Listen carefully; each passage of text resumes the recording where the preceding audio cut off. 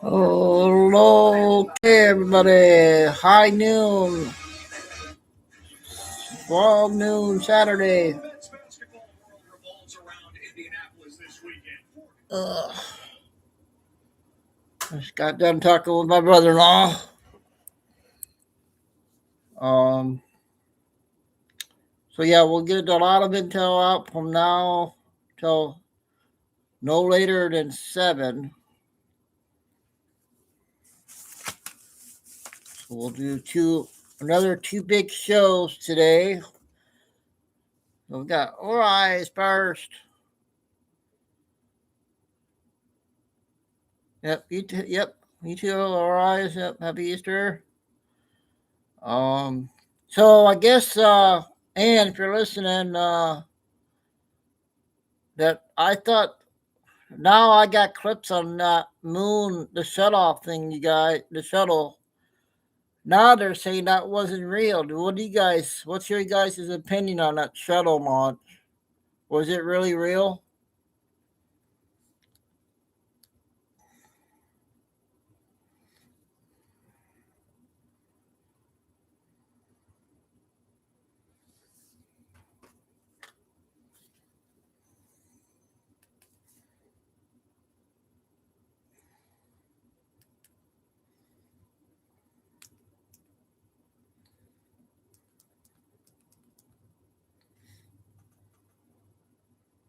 Oh, thanks for the info, Flying Eagle. Yep. Yeah, I was telling my brother on the phone just now about that, and he's saying the same thing about how way back how they did that stuff and how it was all fake too. Yeah, I found some clips on Telegram that they're showing that. So, what do you think of the intel yesterday? You get a chance to see everything, Flying Eagle?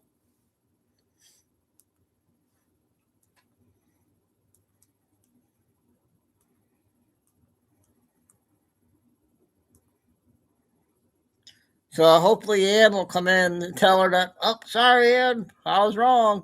I thought it was real.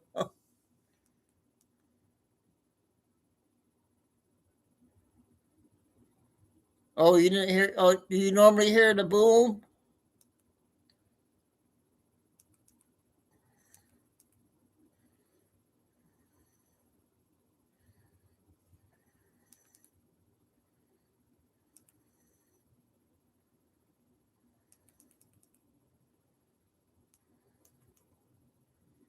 Okay, so that's a sign then.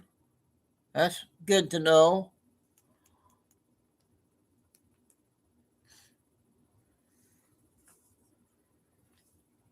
Well, I'll tell your wife that the Red Wings got a big stretch coming up to try to make the playoffs.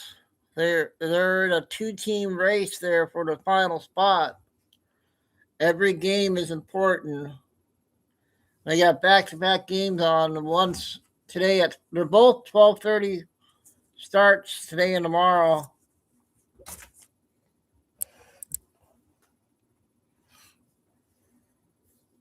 And of course, my big game tonight, Arizona, Michigan, on the Final Four.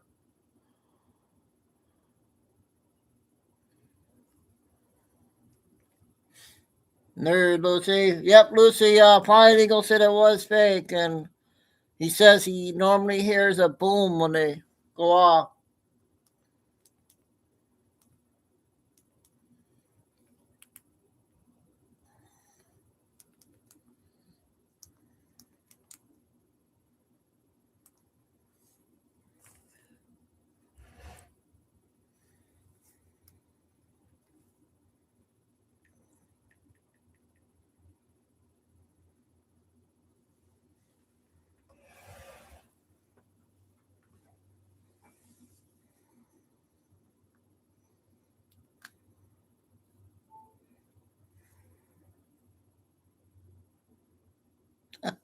I know.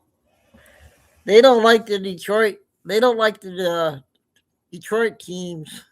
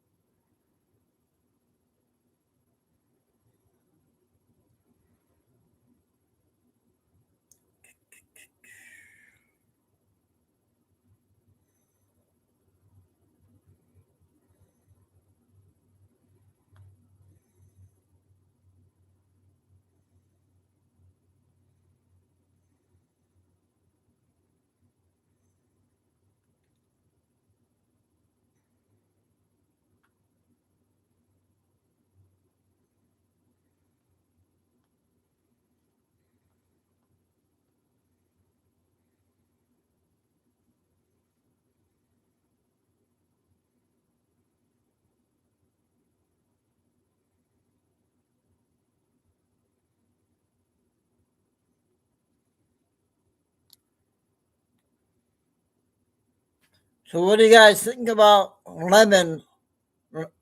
That Don Lemon's making the news now about running for president. Said he can do a better job than Trump.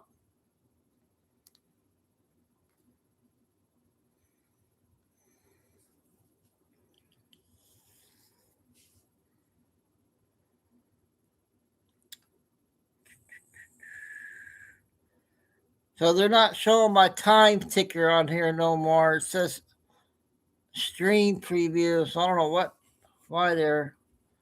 I don't know how that happened.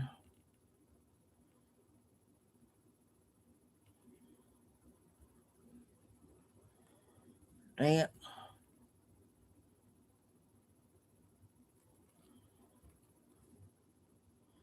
Oh well.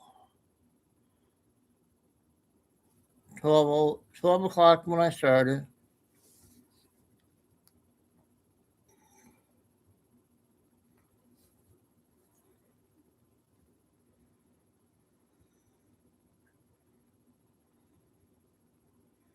We'll start at the 10 after mark.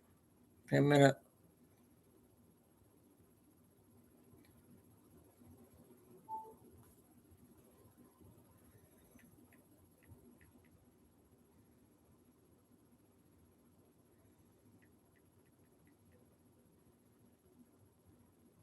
See if our TikTok lady's coming out or not, Lucy.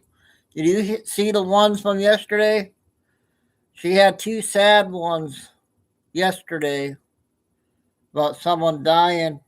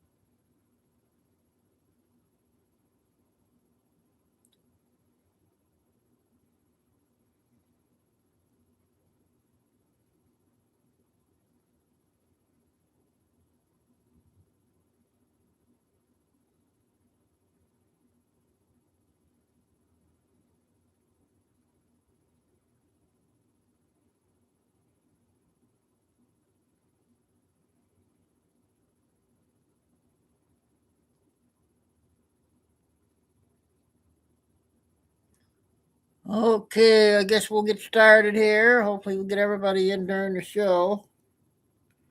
No Mel yet, but I do have a 15-minute one from Mel. Maria, you're right about the shuttle. Flying Eagle said he normally hears a boom.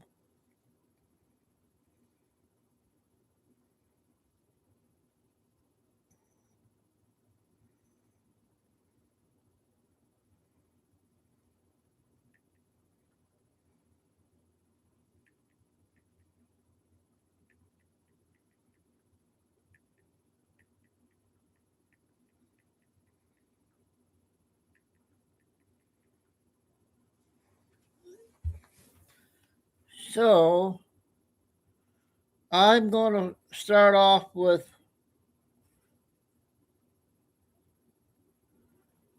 the lady from Minnesota. She she changed her news thing.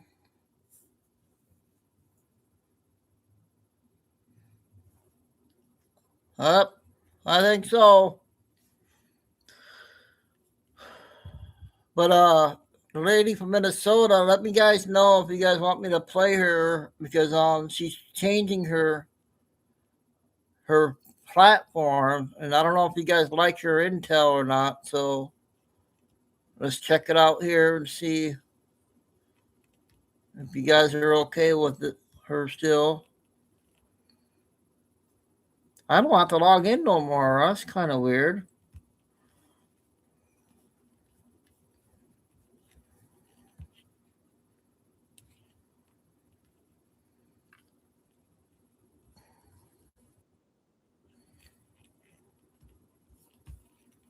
I just text Kay. To start manifesting wealth and abundance fast.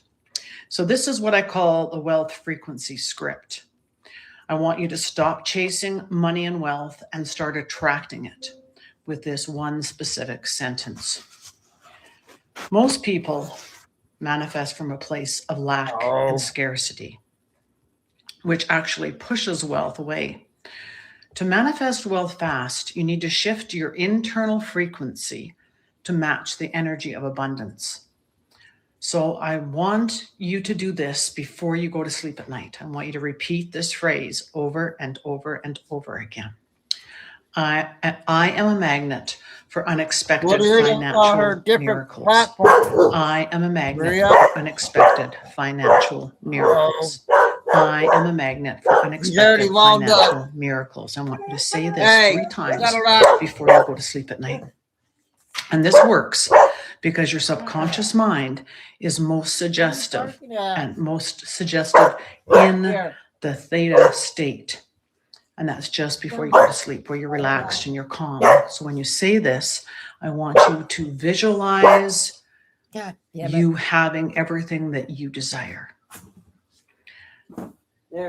And you're going to see it, believe it, and remove any doubt from your mind that you cannot achieve it.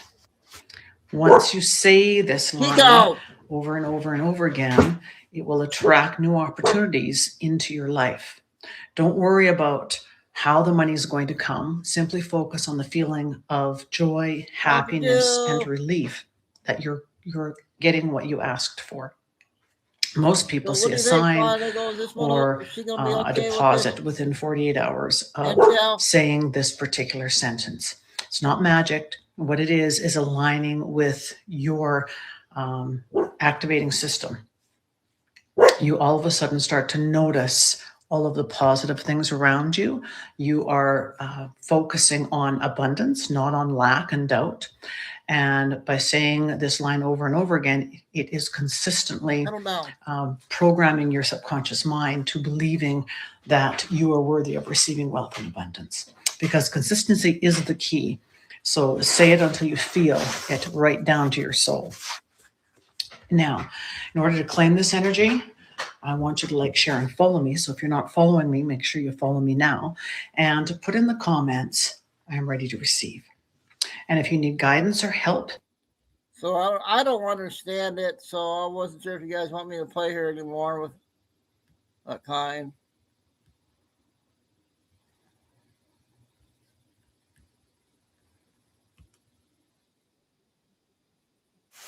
Everybody see this clip?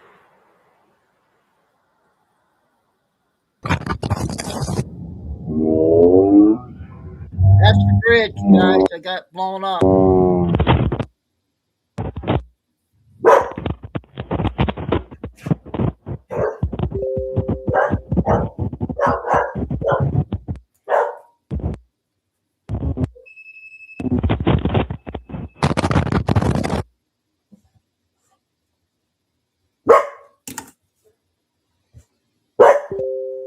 Okay, hang on a second here. I'll get another video. We'll get.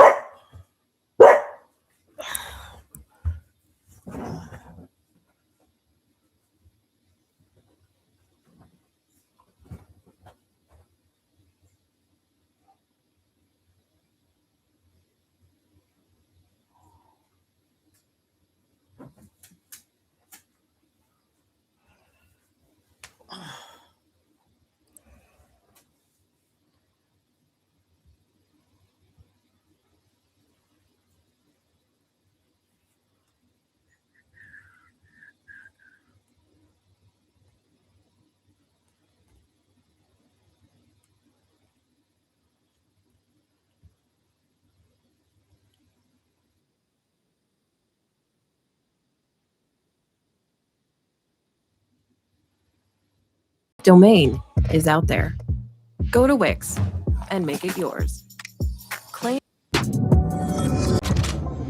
Brett, do you agree with Tom Fitton's contention that the DOJ needs to be razed to the ground and salted of the earth? Well, what I would say is, I listened to Tom. I understand a lot of, and agree with a lot of what he said. But I would say this, Benny, the one thing that a lot of folks don't know is there was a plan. I was part of the transition team and the beachhead team. Please. And there was a very thorough plan that was put together by folks like myself, a lot of former U.S. attorneys like myself, former assistant U.S. attorneys, former DOJ high-level executives. And unlike what happened in the State Department with their plan, and unlike several other agencies, the DOJ plan wasn't followed. And when I say wasn't followed, we made recommendations on internal gutting that needed to occur in order for the Attorney General to maintain the capability of implementing this administration's priorities. And I'll give you some specifics. Wow. It has long been the view of many of us that know DOJ intimately that the DAG's office had been consuming power in Main justice for decades. What I mean by that is it was gathering in. Anytime the AGs, the AG has a team and they delegate and they lead the various offices. What the DAG's office has been doing, and largely Comey was a major reason for this to have occurred. The DAG started to pull power in. They become, right now, the DAG is the power core of DOJ. I've said it, many have said it.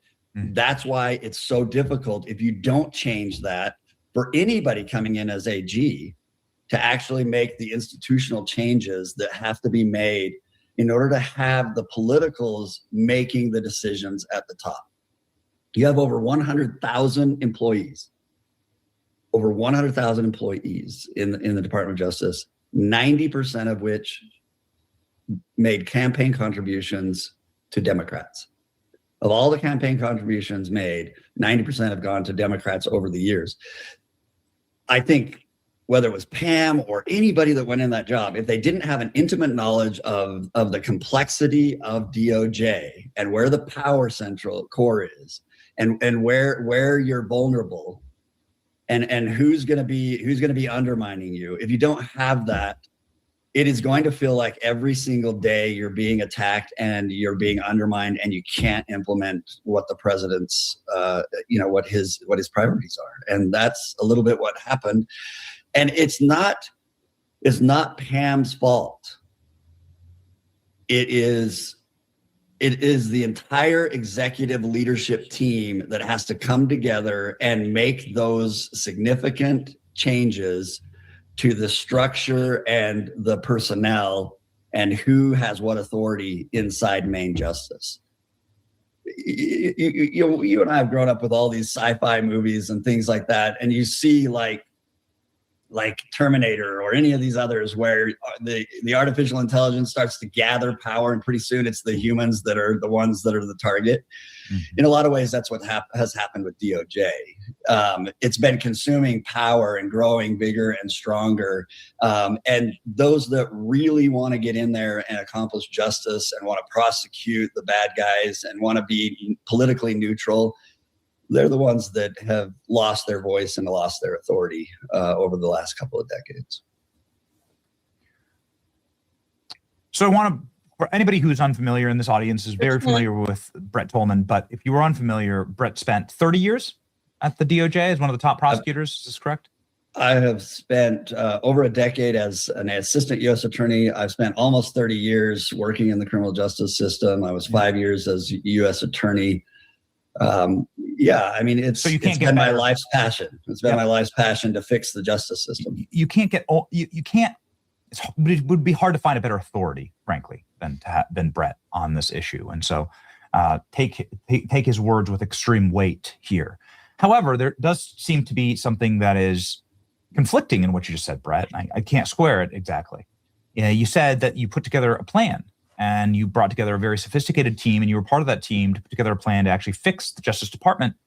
What we were just talking about was that this plan, the plan to fix federal agencies, seems to have gone off quite well in places like the Institute of Peace, USAID, Department of Education, the Pentagon. I mean, it's been unbelievable what the Pentagon's been able to accomplish.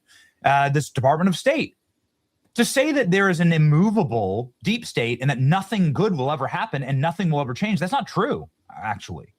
We've been able to see some remarkable changes. Again, Elon was able to salt the earth of USAID. I happened to just catch DC. I happened to be in DC at the right time to watch the letters come down.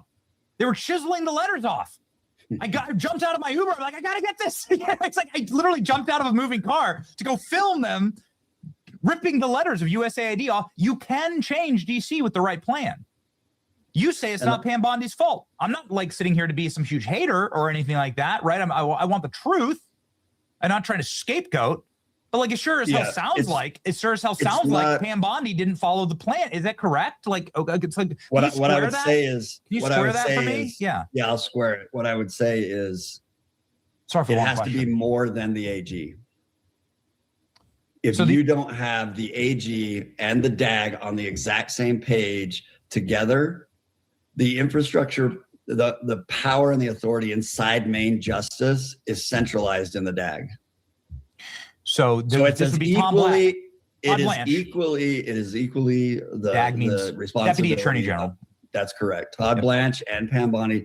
And you know, this was an instance in which there were you didn't have Pam Bondi picking her deputy attorney general. Yeah. If you recall, the president announced Todd Blanche before he did the attorney general.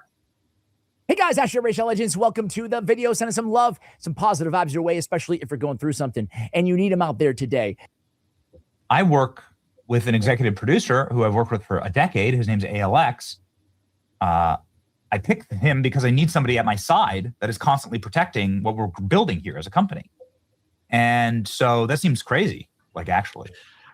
It is. I think it's one big flaw. I hope it gets remedied. The next attorney general needs to also have confidence that the deputy attorney general, that they will work well together, they'll be on the same page, and they will start to implement. And I agree with you. This is not just doom and gloom here. We do not have to go down the road of never being able to change DOJ. The right two people in those positions can change DOJ like we've seen in other agencies. And if they're on the same page and they don't let anyone else, undermine them inside the Department of Justice, they can do it. So that's why it didn't happen. This is completely fascinating, Tom. So you were part of the team that put together a plan. You said that this is a plan your plan would be like similar to the reform plans that were brought and executed in various other large federal agencies, and that your plan wasn't followed because there was a total misalignment with the attorney general and the deputy attorney general. That is at the heart of what happened in this instance. Wow. The plan that they were handed was not just a plan of how to, implement the president's priorities or anything like that. This was not policy. This was structural plan. This was authority plan. This was, how do you reorganize the Department of Justice in a manner that would allow for the attorney general and all those that are working for him or her are going to get on the same page and implement the president's priorities. And one thing that Tom said earlier, and I'll reiterate as well, it is not a bad thing, an unethical thing, or an illegal thing for the attorney general to be enforcing the priorities of the president that they serve. They are all part of the executive branch. We have gone down this road of attorney generals have to be independent. No, that is actually what has caused the Department of Justice to believe it is the fourth branch of the government. And they are not. They are not. And the media has bought into it, and the left screams it all the time that there has to be independence. No, there doesn't. They are both in the executive branch, and the president is the head of the executive. Okay, that was the first one on Benny. I'm going to play some short clips about the moon or the shuttle from yesterday.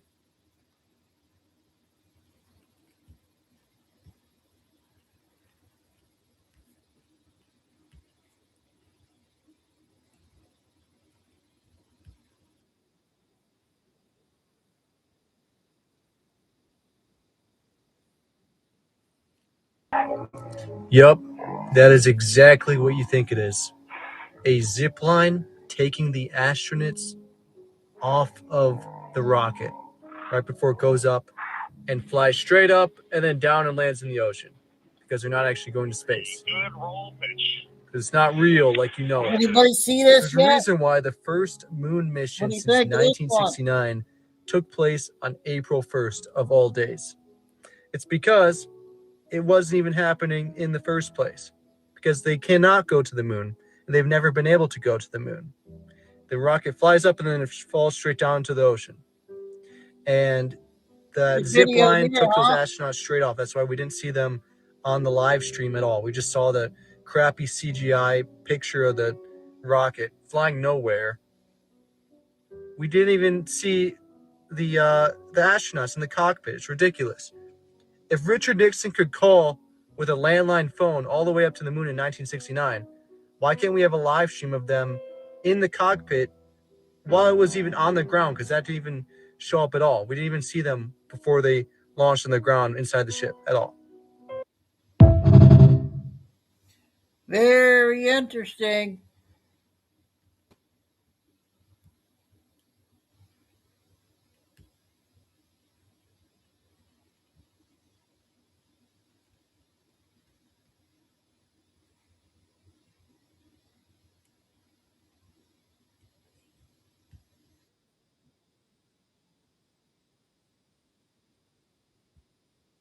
That Mark or Michael?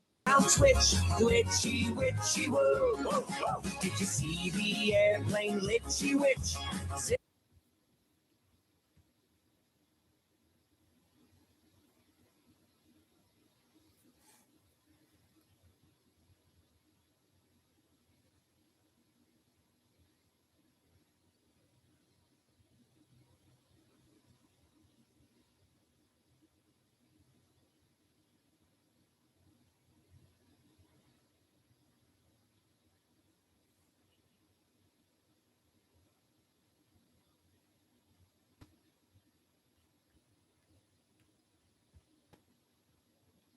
That was interesting too.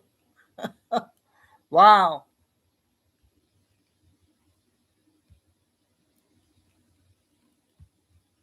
Another Benny video.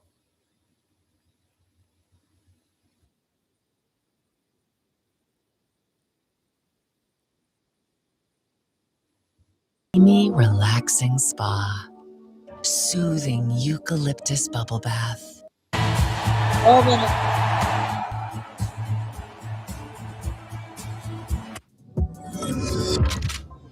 If you wish to radicalize someone in modern day America permanently, simply show them what's been stolen from them by our evil ruling class by pulling up some archive footage of the city, neighborhood, block that they live in from just a generation ago.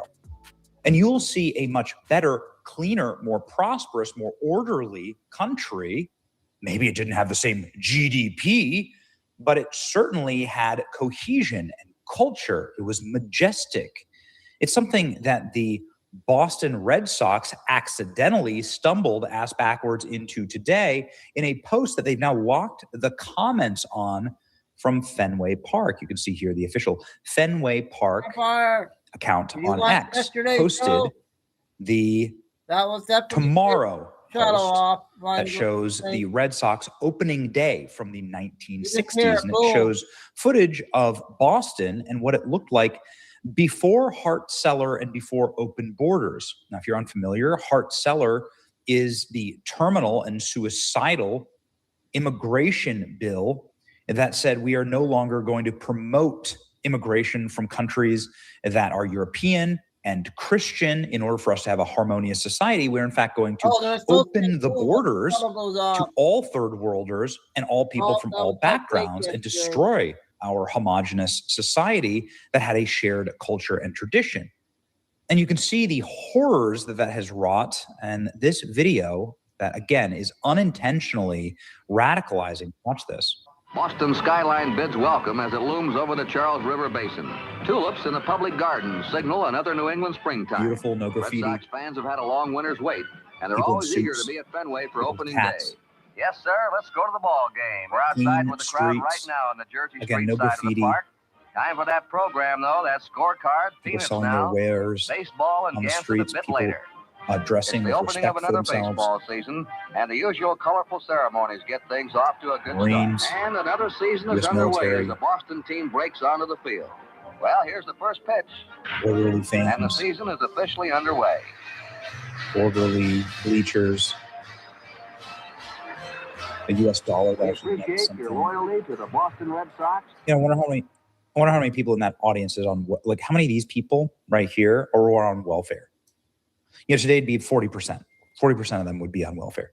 I wonder how many people here have relatives that fought in the Civil War, World War I or World War II. Probably every person, actually, is Boston. Many people would have relatives who fought in the Revolutionary War.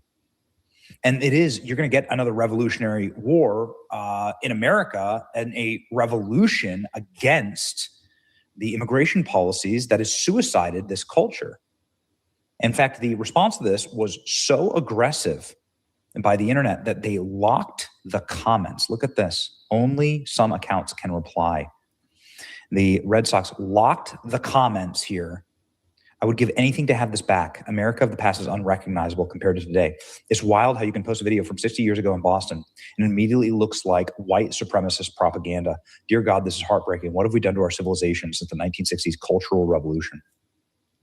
Mayor Michelle Wu and the radical left have done everything that they can to erase this version of a once beautiful Boston. It's funny they mentioned Mayor Michelle Wu because she was being introduced with the cringe governor of Massachusetts, who is hated. Governor Healy and Mayor Wu were booed by 37,000 fans, making their thoughts known here. Listen.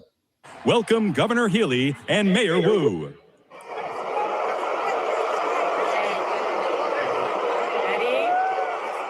You can hear the boos there. You can also hear the boos from the stand.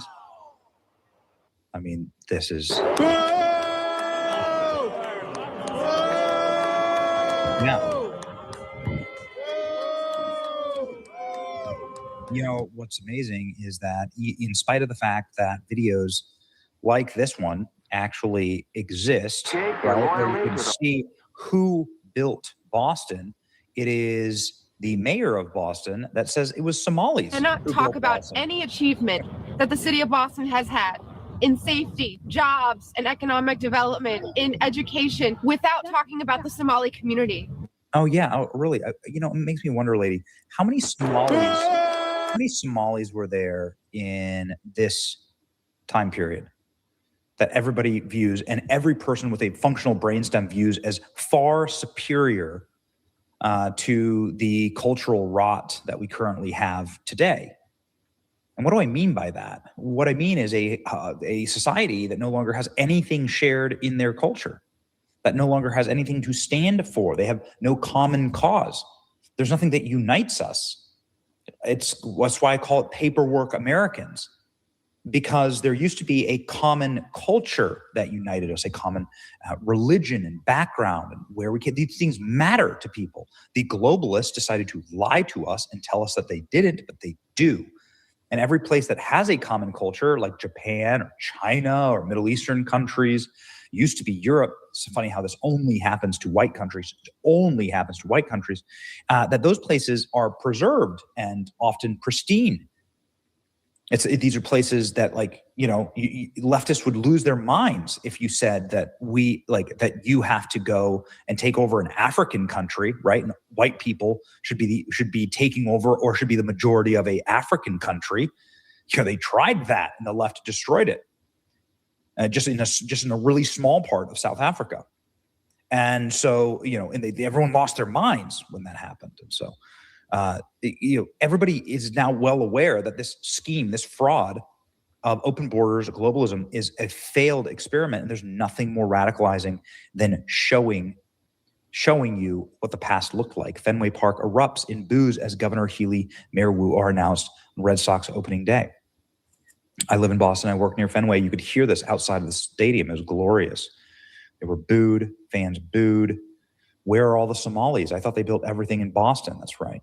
Cold reception at Fenway Park for the Democrat governor and mayor of Boston. This is why it's so weird that sports media is overwhelmingly far left and works tirelessly to incorporate leftist ideology into their coverage. I mean, this is an extremely blue state like Massachusetts booing for their Democrats. This brings me hope.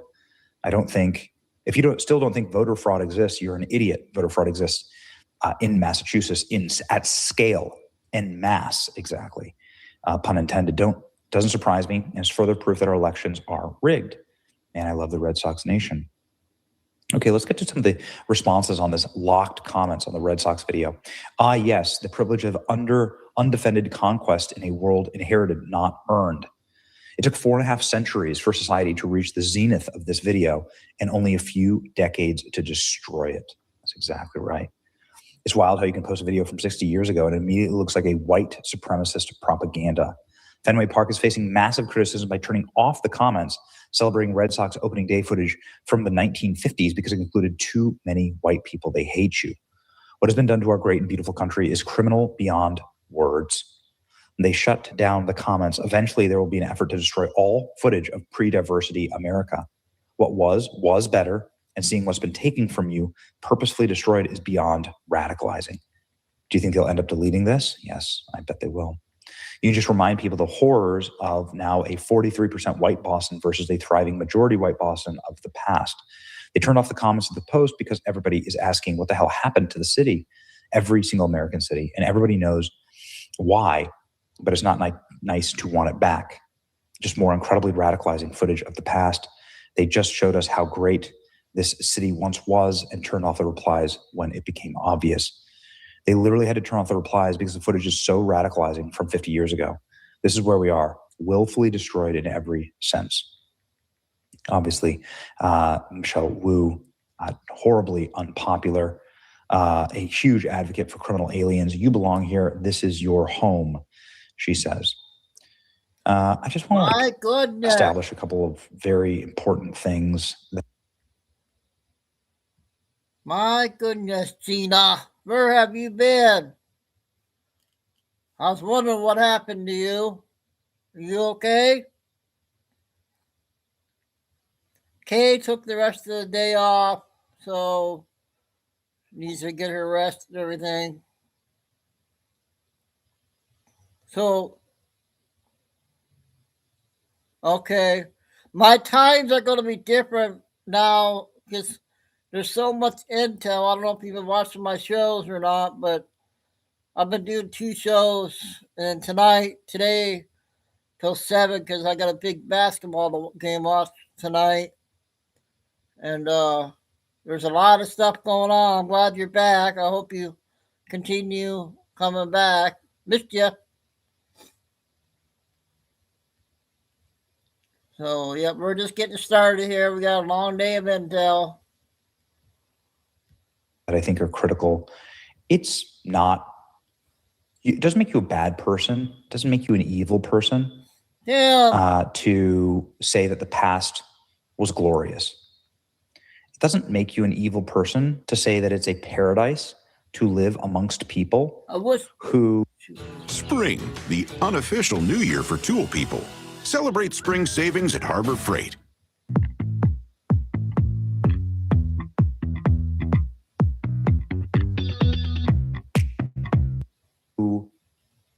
You have a shared language, a shared religion, a shared history that you and your children, like, you know that your children are going to be raised around the same value system. The vast majority, every culture in the history of humanity has done this. You're not wrong for wanting this. You're wrong for wanting to somehow put your kids under threat for living next to people who don't share a language, who don't share a value system, and who don't have any regard for human life or the civilization that your ancestors built. That's what's actually evil. That's what's actually wrong. That's what's immoral.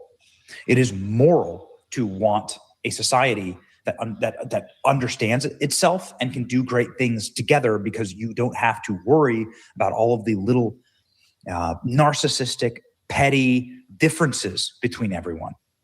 It's actually a beautiful thing what can be done in a society when you don't have DEI, right? When you don't have to worry about dealing with communists and race communists and some of the like, what are the genders? How many genders are there? When you have people that believe in something together, right? It's like that's how all great societies built things. The Eiffel Tower was not built by Somalis. Big Ben and Parliament were not built by Somalis. That's not how this worked. And Boston wasn't built by Somalis, okay? And if Somalis think Somalia is so great, then stay in Somalia and build great things there. Amen. Okay? Prove to us that you can do that in Somalia. And that's what was proven. It was proven that Boston could be built by great people, and it was. Our ancestors proved that, right? That's the main difference. And it's okay to be proud of that. It's Boy Betty. Like, share, and subscribe. See ya. Okay, we got 2 in so far with Benny. I got the next 2 will be Trisha. Gina, do you got something to write with so I can get your contact? I'll give you my email. I'll put my email in so I don't lose contact with you. Let me know when you got something to write with.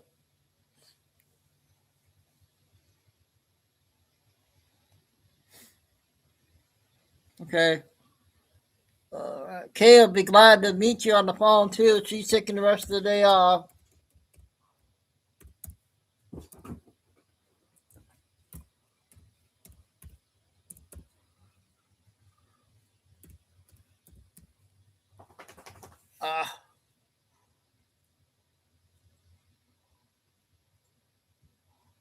Okay, there it is.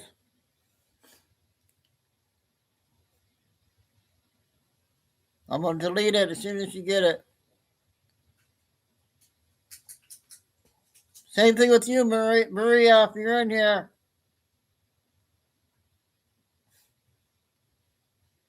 Oh.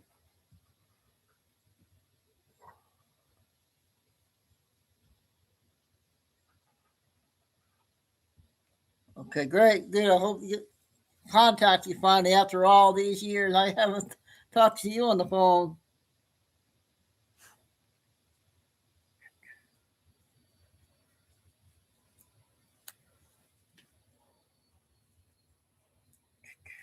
So Flying Eagle, this here has photos.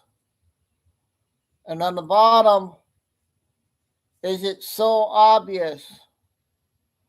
I remember sitting in school and I thought the space shuttle blew up. It was all fake.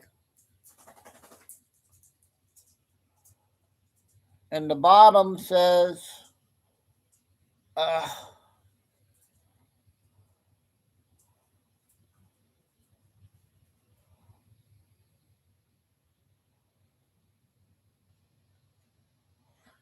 sorry about that, you guys. It was better to show on the phone because I have to do the individual. But it said it was a PSYOP.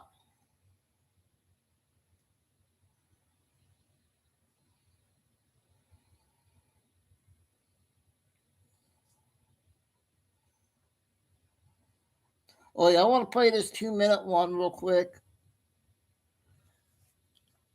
Play the 2-minute one.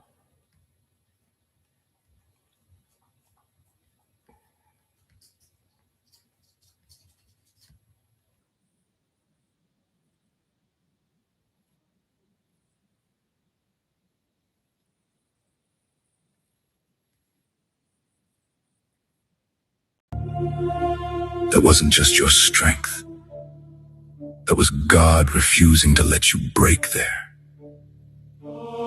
So why do you care if they believe in you? This was never about them. This is about whether you remember who breathes life into your lungs. God Okay, does hold not on. keep a man standing for no reason. This is good. I like So why are you the video. looking for approval? Like you are worth nothing. You've been chosen. You are not here to be liked. You are here to move when God says move, to stand. When everything tells you to collapse, to fight. When your body is screaming to quit. A warrior fights. Not for comfort, not for ease, but for obedience. So let them doubt you. Because while they are watching, God is building you. In silence, in pressure, in pain. And when he is done, he will send you. And when you're sent, you don't hesitate. You move like a lion that already knows where to strike. So ask yourself, why do you care if they believe in you? They didn't wake you up. They didn't carry you. God did. So stop looking sideways. Look up, then move like you were chosen. Like you were sent. And don't stop until God says you're done.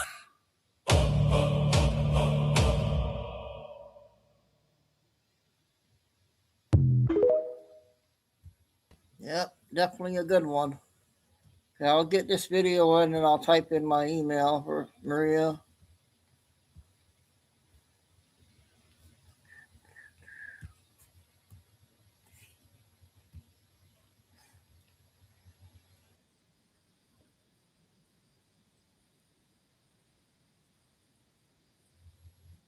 Able to build anything just by thinking about it. Meet Base 44. The former CNN host, I Did should we say, play a this fired yesterday, CNN guys? host, is getting all up in arms 16 about minutes. the idea I can't remember. of a big media company, Paramount, coming in and owning the likes of CNN, his old employer. I'm sorry, buddy, you're not there anymore. Like, let it go, let it go, let it go. He can't. Poor Jimmy Acosta, who's increasingly looking a whole lot like Rosie O'Donnell. Sometimes I can't quite tell them apart. He went on some podcast and started ranting about how he's so worried that you're going to have conservatives at CNN. Oh, gosh darn it. Last time I checked, the media should be filled with lots of different viewpoints. I realize they're all supposed to be agnostic, but none of them are. So why not just have more viewpoints? That way, at least maybe in the end, you'll come out with some semblance of fairness. Oh, but they don't want fairness. Don't forget, they don't want fairness. They only want left-wing propaganda. Here he is, little Jimmy. It seems to me, when Donald Trump put out that Truth Social post the other day, and he showed all of these anchors that he was able to, oust from their positions at various networks, including Stephen Colbert as the host of the Late Show. I mean, it does seem as though the White House has, adopted this pressure campaign on the networks to force people out that they don't like. And I guess the networks have gone along with this. To me, that's kind of a story there that hasn't really been explored. What's that all about? I was told these were all programming decisions by the various networks. Maybe not so much. Maybe there was some other stuff going on. But the more menacing part of this was if you went down that Truth Social post, you saw Trump bragging about new ownership at CNN and a new news ombudsman over at CBS, referring to Barry Weiss. And even the new ownership over at TikTok, which obviously is the Ellisons, and they own CBS, and they're trying to take over CNN. And, as I talked about in my testimony, I mean, this has the potential for forming a sort of consolidated media giant that would have influence. And you guys have been writing about this at length. I don't have to tell this to you guys, but I mean, they have the potential to form a conglomerate here, a media giant that has influence in this country that we've never seen before. Woo! Yeah, you might actually have some conservatives out there. So what Jimmy Acosta is upset about is the idea that this company is going to become so big, and it seems to be more aligned with Donald Trump than aligned with Kamala Harris. And we do know, right, that every single big media company that exists. I think it's a new one because it said an hour ago. I think it just came out. So it's 16 minutes, 17. This today is definitely aligned with Kamala Harris. I mean, maybe outside of Fox and Newsmax isn't quite as big, but you've got all kinds of, all the studio houses out in Hollywood. You got Disney, for goodness sakes. Heck, they had all their Disney stars out there campaigning for Kamala Harris. It is very much one in one. Woke Hollywood is symbiotic with the Democrat Party. And so all of these media companies are super duper left. And so what do you know? You might have a company that comes along that is not as super duper left. And like you're going to break down over the whole thing. I mean, gosh darn it, that couple weeks ago, he was ranting and raving about how he couldn't believe it. Like, gosh, Scott Jennings, you know, Scott Jennings, right? Scott Jennings might get Anderson Cooper's show or any other, my old show on CNN. How can that be? I'll tell you how it can be.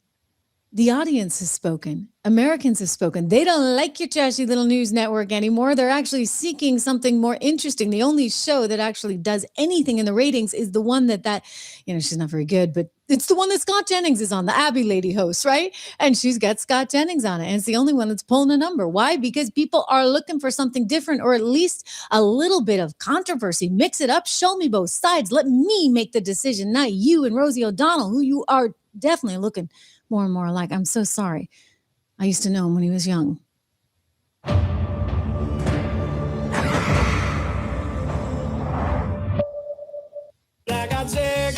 Zegrid releases immediately and blocks acid that causes heartburn for 24 hours. Feel the difference. Do we want Scott Jennings anchoring the CBS Evening News or anchoring AC 360 and talking about what a great president Donald Trump is and how he's the best president since George Washington and Abraham Lincoln?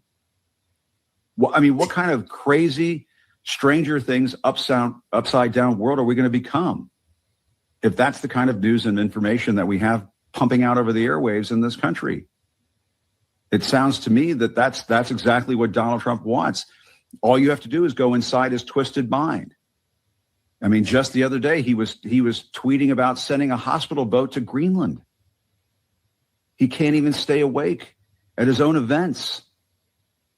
And this is the guy who's gonna cow these giant media properties into combining into one another and becoming propaganda arms of his administration.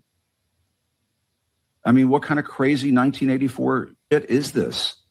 Do we? Okay, I'm sorry. You know, I actually had to take out his little swear because he thought he would rough it up and just get a little aggressive. He reminds me of Rosie O'Donnell, even in tonality, even in the pacing of how he speaks now. He gets quiet. What kind of 1984 thing is this? I mean, it does. I see Doc saying it kind of feels like an SNL moment. I get it. You know, it's something else. But look, here's what he's worried about. He's worried about that the media as he knew it is gone and possibly gone forever. I don't know. I do think that the media, in terms of the mainstream media itself, I don't think like the lefties are gone forever. I think like the lefties in the media are still here to stay and we'll get to, you know, live another day.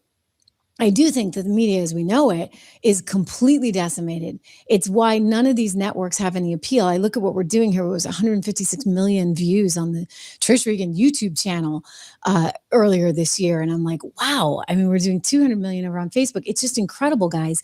And that actually is beating what the networks are doing. So this is massive and it's unthinkable, really. I'm just one person, right? You know, and it shows you, I think, that people are responding to authenticity, to truth, to realness, and to, they don't need all the sophistication. And we have a few little graphics here and there and a little bit of sound and all that stuff, but it shows you that media is changing. And what actually is more valuable in this day and age is the connection that I think we all have with each other. And that's becoming increasingly apparent. Now, the networks don't have that. And the networks have all this built-in bias. Sometimes I wonder, is it money? I mean, were they getting paid by China? Well, why? Like, why did they have so much bias? For whatever reason, I think they saw their business interests and their whatever moral interests, aligned with the left. And they made their bed and they're laying in it and it's not working out so well. Just ask the folks over at CBS News. CBS News engaging in more firings. I mean, it's like firing round after firing round after firing round there at another one of my former employers. CBS News also probably seeing the likes of 60 Minutes getting hit. In part because of this merger, in part because it's just not doing that well, in part because times have just changed and you can do a whole lot more with less. Barry Weiss preps major shakeup at 60 Minutes that would reshuffle top talent producers. And this is according to sources. It's being reported by the likes of the New York Post. So according to the Post, they're going to see lots of shakeup. A lot of the talent may be gone. You know, they get some big salaries over there still that they got to get rid of as they try and cope in this new day. CNN, meanwhile, they've been struggling, and now you've got the two things that are going to merge. Why? Because there's a $110 billion merger. Paramount, okay, it bought CBS, and Paramount bought Warner Brothers, Discovery. And so now you've got all of CNN getting merged into Paramount. So you get two newsrooms. Hey guys, Asher Racial Legends. Welcome to the video. Send us some love, some positive vibes your way, especially if you're going through something and you need them out there today. Today we have a... And Barry Weiss in charge. Barry Weiss, if you don't know Barry, she is the one that started the Free Press. And she's always been a big believer in opinion and having lots of different opinions. And she's more, you know, I wouldn't say she's like super right, but she's certainly right of center, which is helpful to have somebody out there that's right of center. So she's come in and she's trying to remake CBS News, but it's not going so well. It's not going so well because you know what? I think that audience, for one thing, is set in its ways. And I think the newsroom is set in its ways. And so when you look at all these numbers coming in, here's the New York Post reporting on what she saw for the first quarter. Oh gosh, it was not good.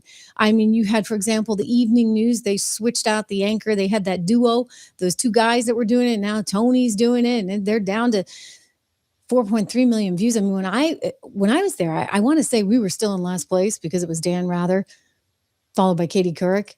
And she bled more viewers too. Well, you know where she stood and you know where Dan Rather stood, right? So again, very, very left and not even offering to kind of bring it down the middle of the fairway.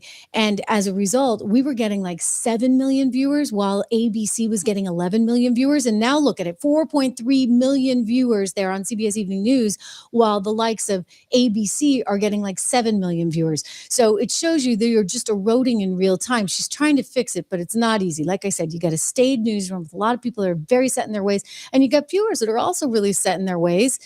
The problem is she's not bringing any new viewers in, and that's what she's trying to fix. It's not easy.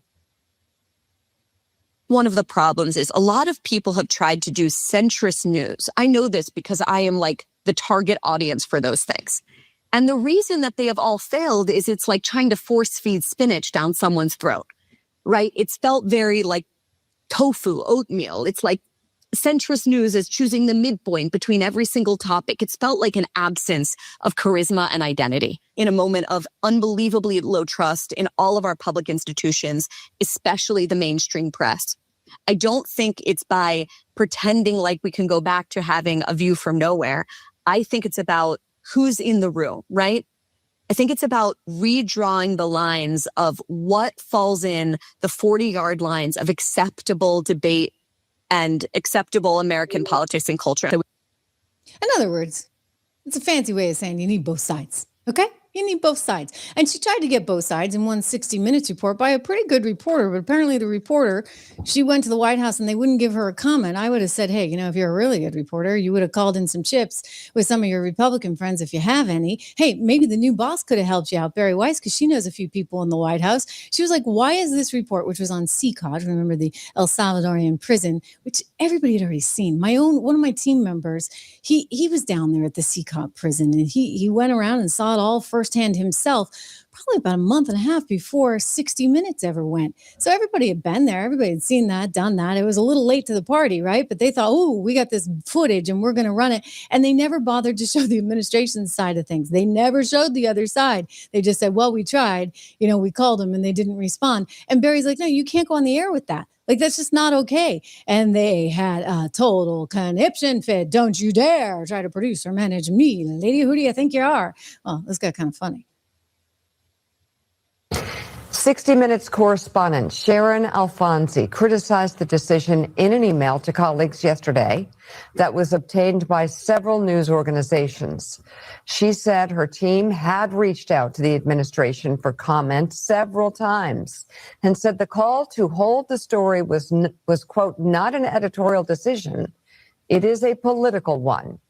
Weiss responded in a statement, writing in part, holding stories that aren't ready for whatever reason, that they lack sufficient context, say, or that they are missing critical voices, happens every day in every newsroom. I look forward to airing this important piece when it's ready. Yeah. You know what? That was the right approach. I'm sorry. I realize, there's some sensitive egos there. You got a newsroom, but she did the right thing.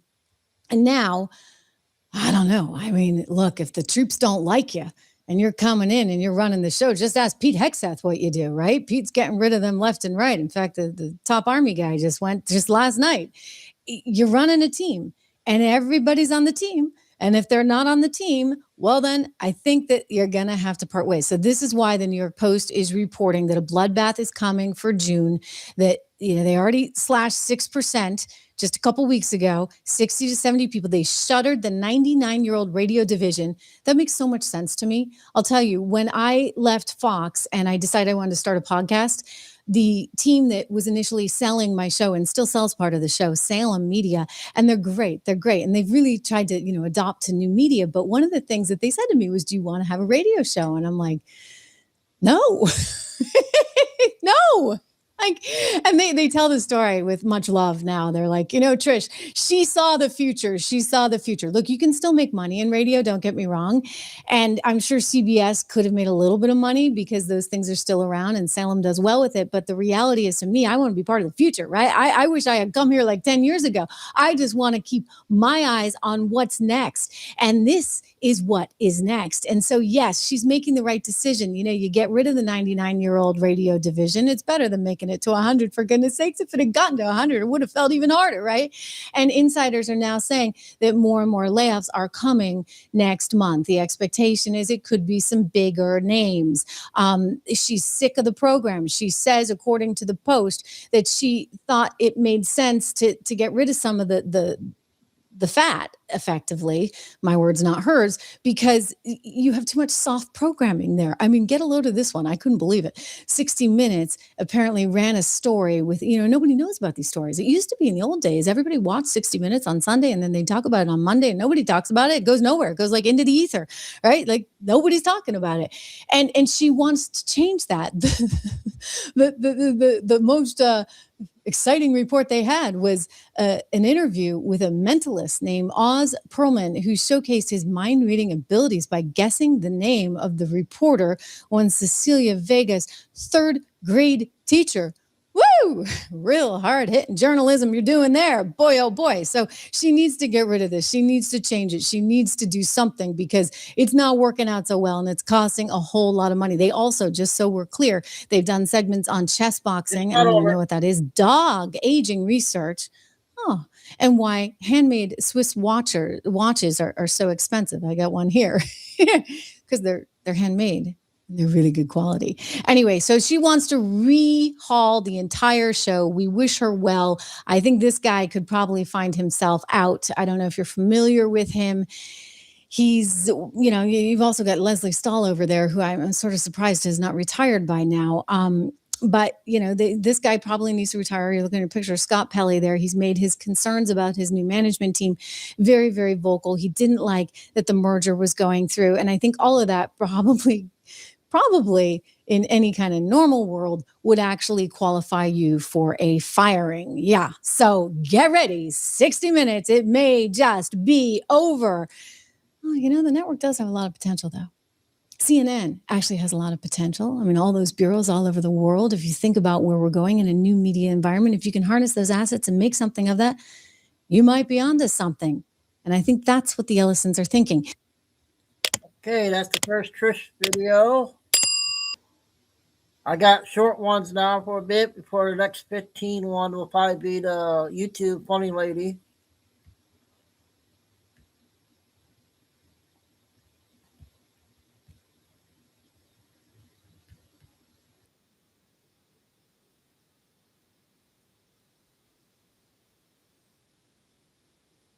That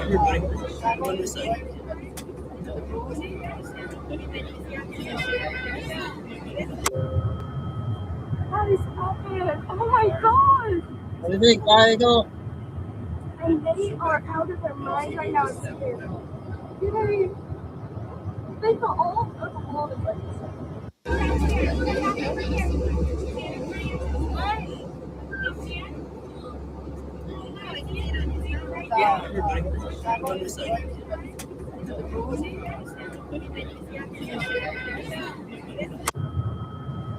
That is epic. Oh my god. And they are out of their minds right now. It's scary. They got all of the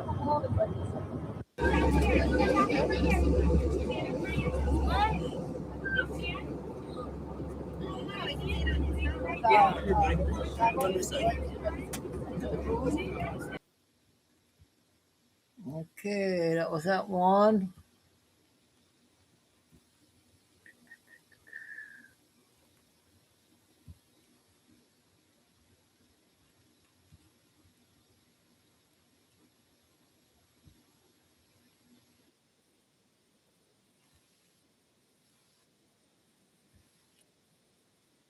Trust, that creates a taxable event.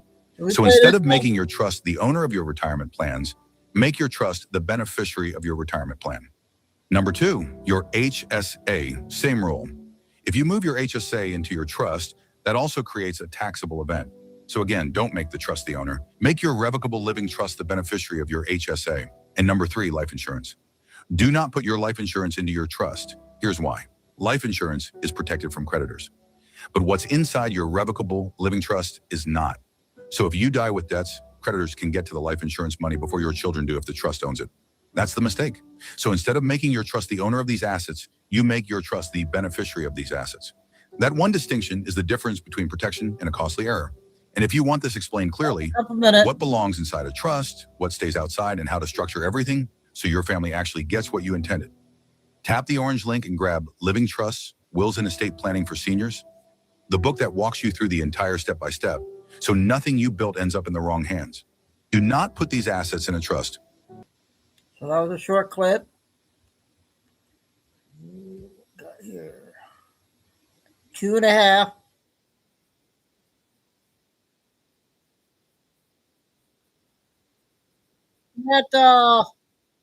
One place that supposedly circles our planet is also the one place you can't just freely explore.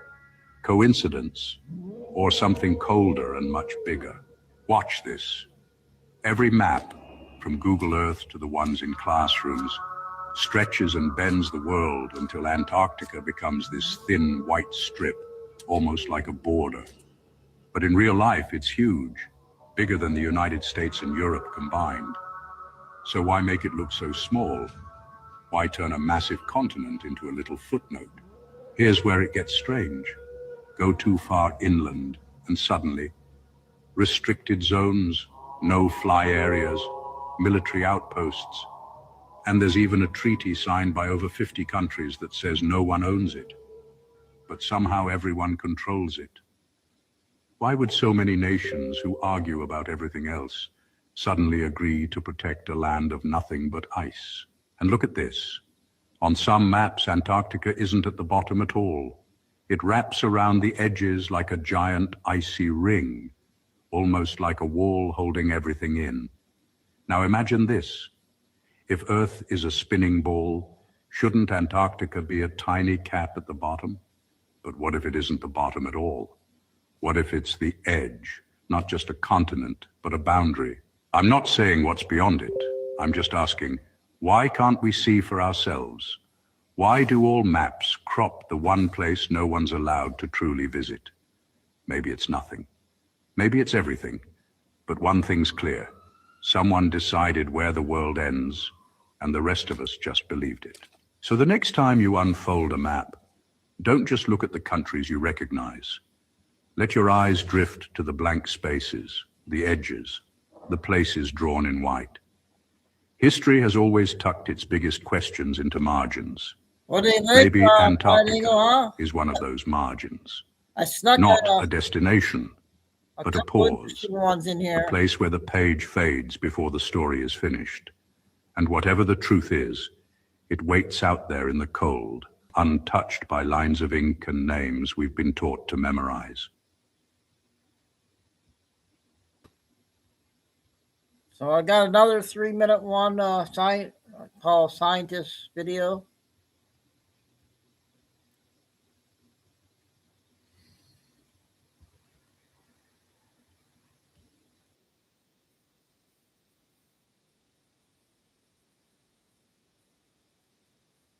A dead rock hurling through space at unimaginable speeds. Instead, it is a living, breathing electrical machine, and the single source of a self-perpetuating power generator. The sun pumps 1.8 billion amps of current into the ionosphere, the upper layer of our atmosphere.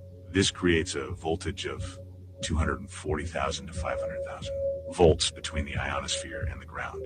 The atmosphere acts as a giant capacitor, storing this electrical energy. But the real power comes from the oceans. As tides move seawater through Earth's magnetic field, they generate electricity, just as a wire moving through a magnetic field generates current. Every kilometer of coastline produces about 25,000 amps. Multiply it by the 1.16 million kilometers of global coastline, and you get a theoretical maximum of 29 billion amps. The reason the 29 billion amps from the ocean doesn't create a trillion-volt atmosphere is because the ocean is grounded to the lithosphere, the crust of the Earth. Unlike the clouds, which lift charge high into the sky to create a potential difference, the ocean currents are already at the bottom of the circuit.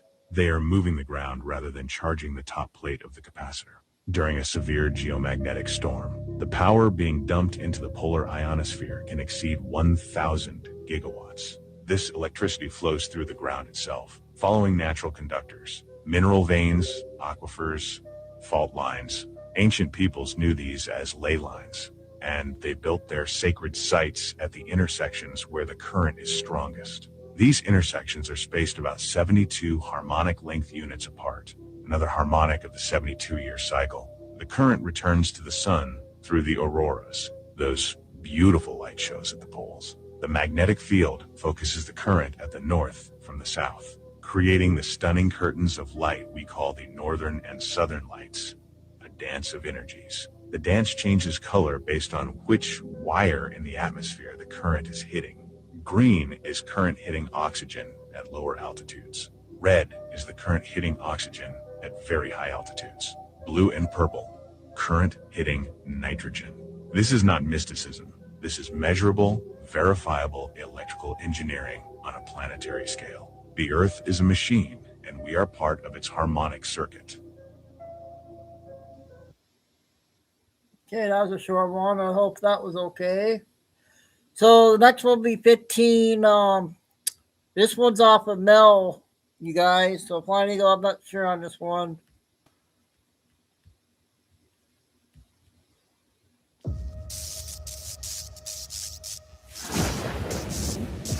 My name is Baron. You guys remember this one? I think I might have played it.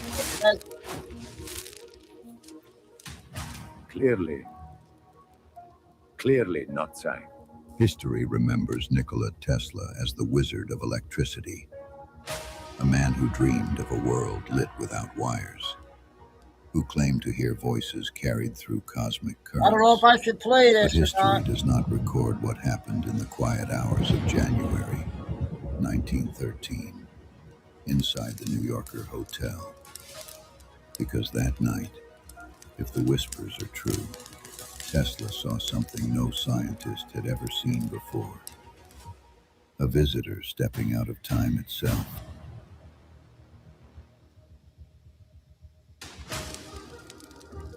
Mr. Tesla, I had to come. They said Okay. only you would understand. Understand what? That the future is in danger. And the past holds the key. The past? Mr. Tesla, I traveled here from 1838. 50 years before Tesla's death, a little-known American lawyer named Ingersoll Lockwood penned 2 novels At the time, they seemed like curious works of Victorian fantasy, but more than a century later, they would be rediscovered, and the coincidences would shake the internet to its core.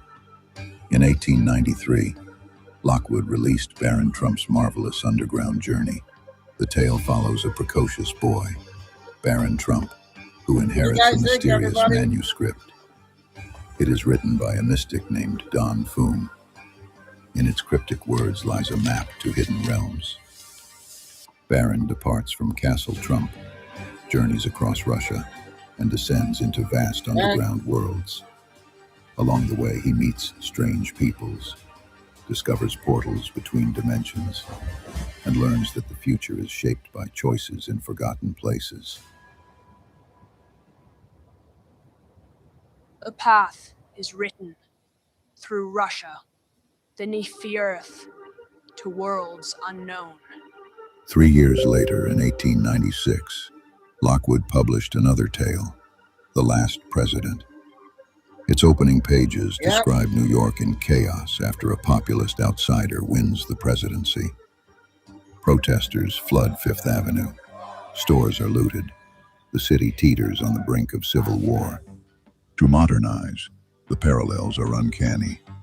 A boy named Baron Trump, a populist president, New York in upheaval. Were these the inventions of a whimsical writer, or fragments of something else? A glimpse of events not yet lived. Lockwood was no prophet. He was a lawyer, a satirist. His books fell into obscurity, gathering dust for a century. And yet, when they resurfaced in the digital age, the coincidences sparked a storm. People asked, were these simply stories, or were they echoes? Echoes of a timeline that someone, somehow, had already walked. What if Lockwood did not invent Baron Trump? What if he remembered him? What if these tales were not fiction at all, but the record of a traveler stepping between worlds, leaving faint footprints in history's pages? January 7th, 1943. Nikola Tesla is found dead in his hotel room. Once the celebrated genius who lit the world, in his final years he was dismissed as eccentric, obsessed with pigeons, ranting about death rays, convinced spies were watching his every move. But behind the strangeness lay a man still haunted by visions. Tesla had claimed that during his high-voltage experiments, he sometimes saw the past, present, and future unfolding together, as if lightning had torn a hole through time itself, showing him glimpses beyond human reach. Most dismissed it as madness. But what if he was right? The day he died, federal agents swept through his room. They seized trunks filled with notebooks, diagrams, and devices. Officially, they were cataloged and locked away. Rumors spread of blueprints for death beams, limitless energy machines, even devices that could bend time itself. One man was called to review these papers, John G. Trump, an MIT professor, expert in high-voltage physics, and uncle of a boy who would one day become president of the United States. Officially, John Trump dismissed the work. He called it speculative, brilliant but impractical. Yet the story does not end there, because some believe he found more than he admitted, that he became the guardian of something Tesla had glimpsed, something never meant to be forgotten.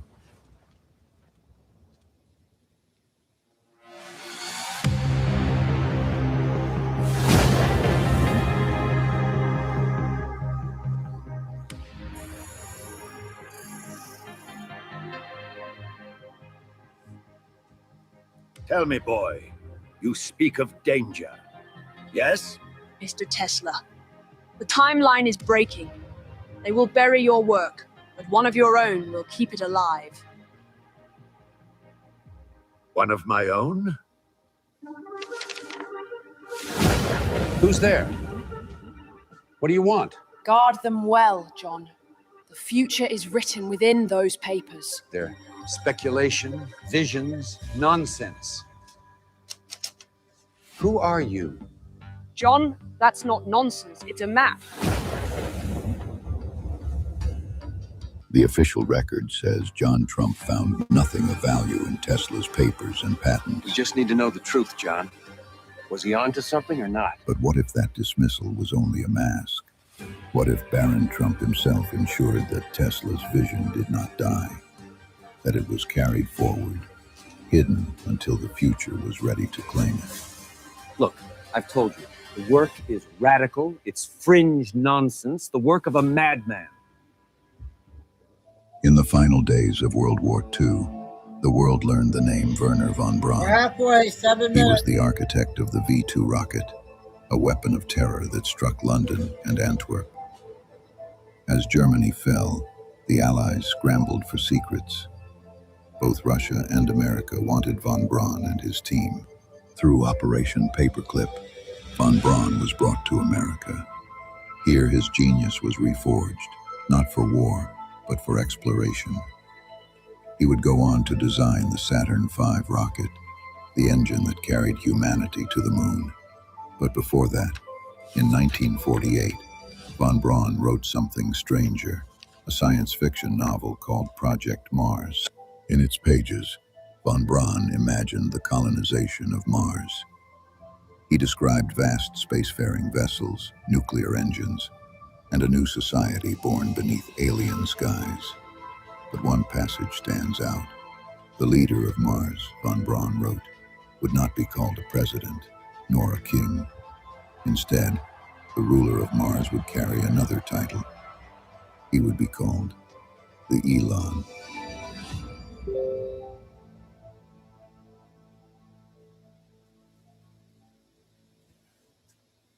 At the time, the name meant nothing. It was a curious detail, lost in a book few would read. But decades later, a man named Elon would rise. Elon Musk, a boy born in South Africa who grew up dreaming of rockets. A man who would one day stand before cameras and declare that his destiny was to build a city on Mars. Coincidence or prophecy? Did von Braun, a man obsessed with rockets and the stars, glimpse more than he could explain?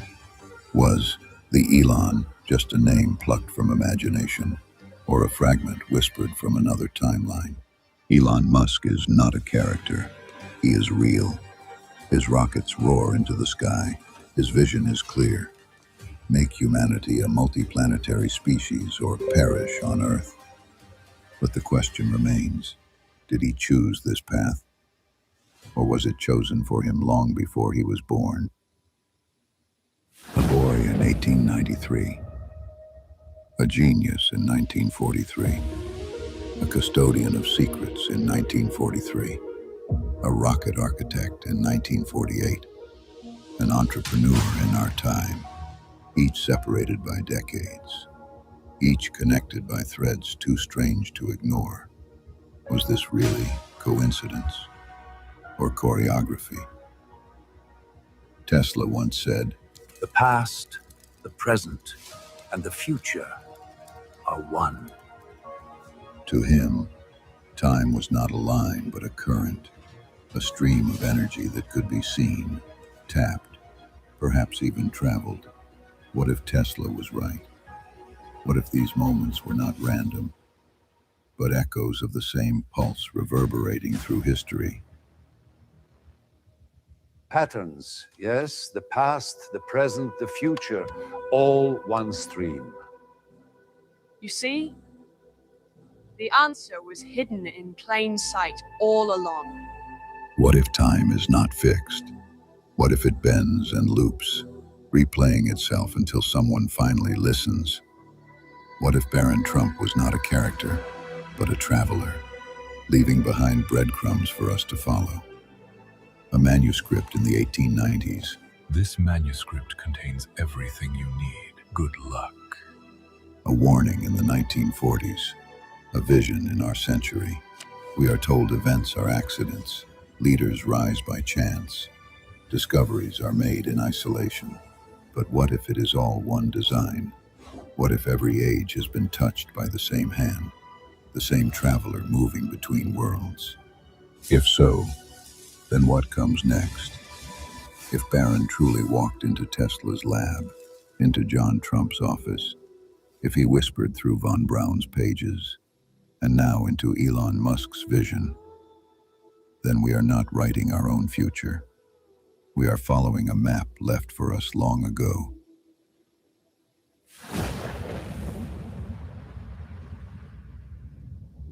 Under 2 minutes. Elon Musk speaks of Mars not as fantasy, but as inevitability. Stainless steel towers rise from the Texas coast. Engines roar like thunder from another age. His words are clear: become multiplanetary or face extinction. For many, this is ambition. For Musk, it is destiny. But was that destiny chosen by Musk, or chosen for him? Werner von Braun, writing in 1948, declared that the ruler of Mars would be called the Elon. Decades later, Musk bears that name, building ships to claim that very planet. Coincidence or prophecy fulfilled? Destiny was always yours. Prophecy is only a story that survives long enough to meet reality. Lockwood's novels, Tesla's visions, John Trump's guardianship, von Braun's manuscripts, Musk's rockets, each piece scattered across centuries, each pointing to the same horizon, Mars. And so the question is no longer whether.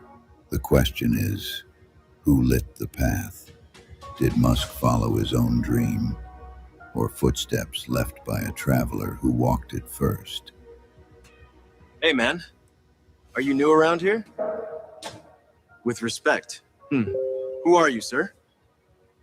Just a traveler. I like what you've done with the place.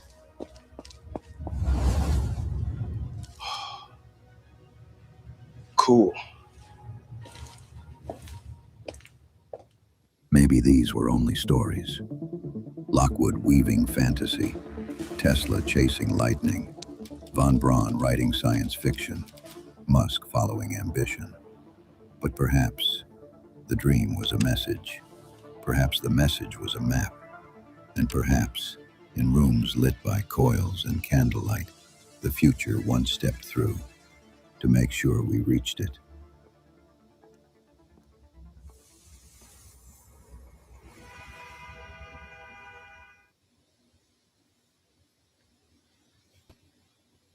Okay, I didn't know about that one. If that was an old one, or I don't know how many seen that one. I hope that was okay. I got do some short ones, and then I'm gonna do a military video coming up after.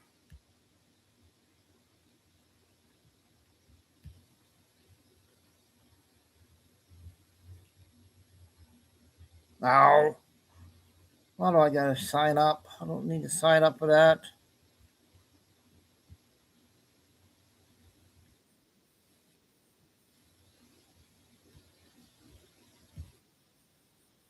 Churches and synagogues across U.S., Europe, and twisted Easter threat. So ISIS has urged Muslims to set fire to churches and synagogues across the U.S. and Europe this weekend in a sickening Easter threat. The Islamist terror group issued the callous call made in response to Israel's closing of the Al-Aqsa Mosque in Jerusalem. So we have that going on. And Texas conducts statewide emergency alert tests, prep Iran attacks. Alerts will be sent to TVs, radios, and cell phones that have opted in for text messages. With the recent explosion at the Valero refinery in Port Arthur, Texas, which authorities attributed to an accident, even though the rumor mill says it was a drone strike, which came in off the Gulf. It seems Texas is beefing up its ability to alert the public. There is something definitely suspicious about all these meteors flying around. Everyone needs to stay vigilant this weekend, especially on Sunday. Pray before you leave your house. Pray before you get in the car. Pray while you're in the car. cover you and your family this weekend. Listen up.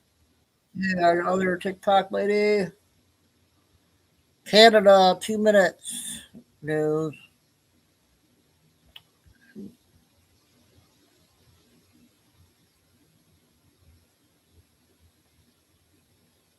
Well, what the heck?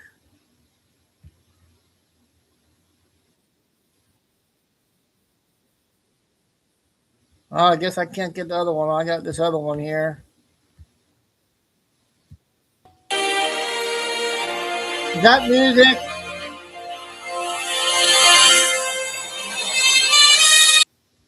It might be music.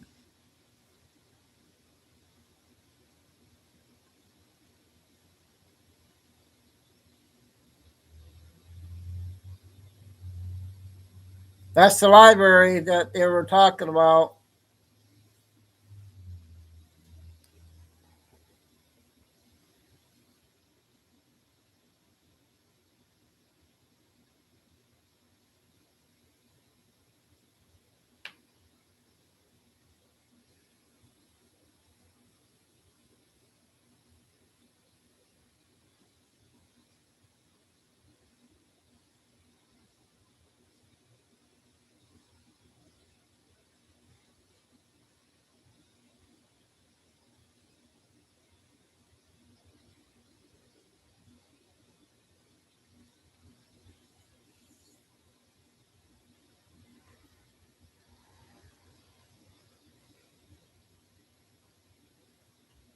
See if there's still music or not. So bad. Now we already know that he changed the name of the John F. Kennedy Memorial Center to his name. Now I want to read y'all this. American political culture has long rejected the idea that sitting officer holders or even living persons should be honored with buildings or institutions named for them, or have their names and faces on currency, coins, or postage stamps. This sort of behavior is alien to a republic and a democracy, but it is common in dictatorships. So not only has this man renamed the John F. Kennedy Memorial Center to his name, he's now made a presidential library named after himself, and also has had Palm Beach International Airport named after him. And it was just reported a few days ago that the currency will also now have his signature. Mussolini placed his face on stamps and coins. Adolf Hitler had his face on stamps and currency. Also, plazas and public buildings were frequently named Adolf Hitler Platz. Saddam Hussein plastered his name and image on cities' airports and palaces. Also, Napoleon Bonaparte did the same thing. And now he's putting up golden statues of himself in a library named after him. And really, this golden statue is very relevant because he reminds me of King Nebuchadnezzar.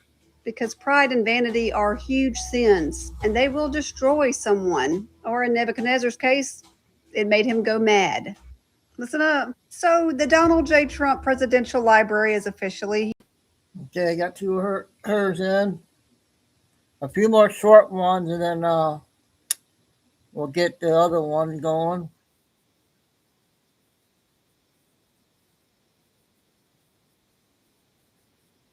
Pedophiles and everything, and then going after hurt words and truths. Why is every country in Europe, including Canada and Australia and the UK, going after freedom of speech and encouraging victims to take their own lives while the criminals and perpetrators walk free? What kind of progressiveness is this? What kind of pro-women's rights is this? I just want somebody to try and explain to me how you can look at these stories and not realize that wokeism is actually leading to full-on tyranny. Pause to read this. Who died of euthanasia revealed harrowing details of 3 separate in final interview. That is this young woman in question, who suffered so badly with her struggles of depression because of what happened to her that she took her own life. She already tried to once, which gave her irreversible spinal cord injury, which made her, eligible for it. Please tell me how this is protecting women. Now let's go to Finland, where 7-year legal battle, where she wrote a Bible scripture in a pamphlet, and they were going to basically convict her under hate speech and war crimes and crimes against humanity. After the court said this, The court stated that although the booklet did not incite hatred or violence and was not particularly serious, the accused were nonetheless criminally liable for having made available to the public and kept available to the public opinions that insult a certain group based on their sexual orientation. And in Canada, the Supreme Court of Canada has ruled that a 2011 change to the criminal code requiring sex offenders to automatically be added to the sex offender registry is unconstitutional. So, according to liberals, a child offender needs rights to not be known as a child offender, and the poor rape victim needs to take her own life because the laws are just too lax to put them away in jail. But words, how dare you, words? And you want to know why? That's because the government has spent so much money brainwashing these lobotomized losers that they cannot lose another person, even remotely gaining a brain cell, to look at this and realize that the liberals actually have a plan to destroy the world. And it's not the utopia that they're telling you it's going to be. It's actually going to be very dystopian, right? And that is why they have to put in laws to not allow us to wake other people up, because then it's going to be called hate speech. But the government sure can push like jabs on us with zero evidence of it being safely, because, you know, the experts were paid to say so. Isn't it great? Okay, the lady from used to be in Canada now lives in Texas. 3 more short ones, and we'll get the next 15. I'll probably go to get 12 to 3 is 3 hours and come back at 5. Or 5 to 7.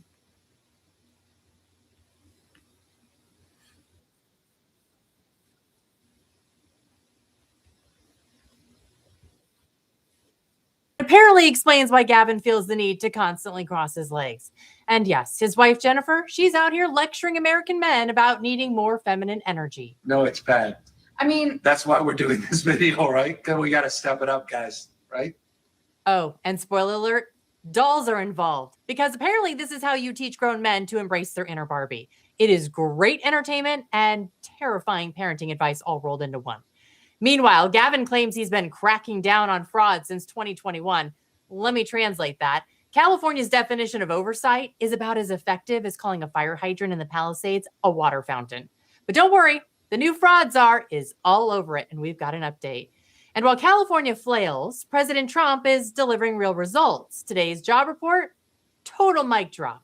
What a great Easter weekend present this is. I mean, my God, this is way, way higher than even the range of forecasts.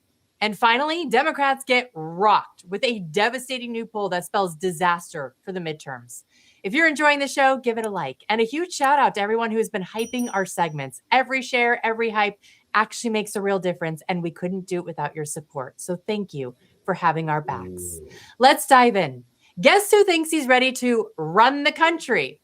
Here's a hint. He's recently been in legal trouble, and ego called.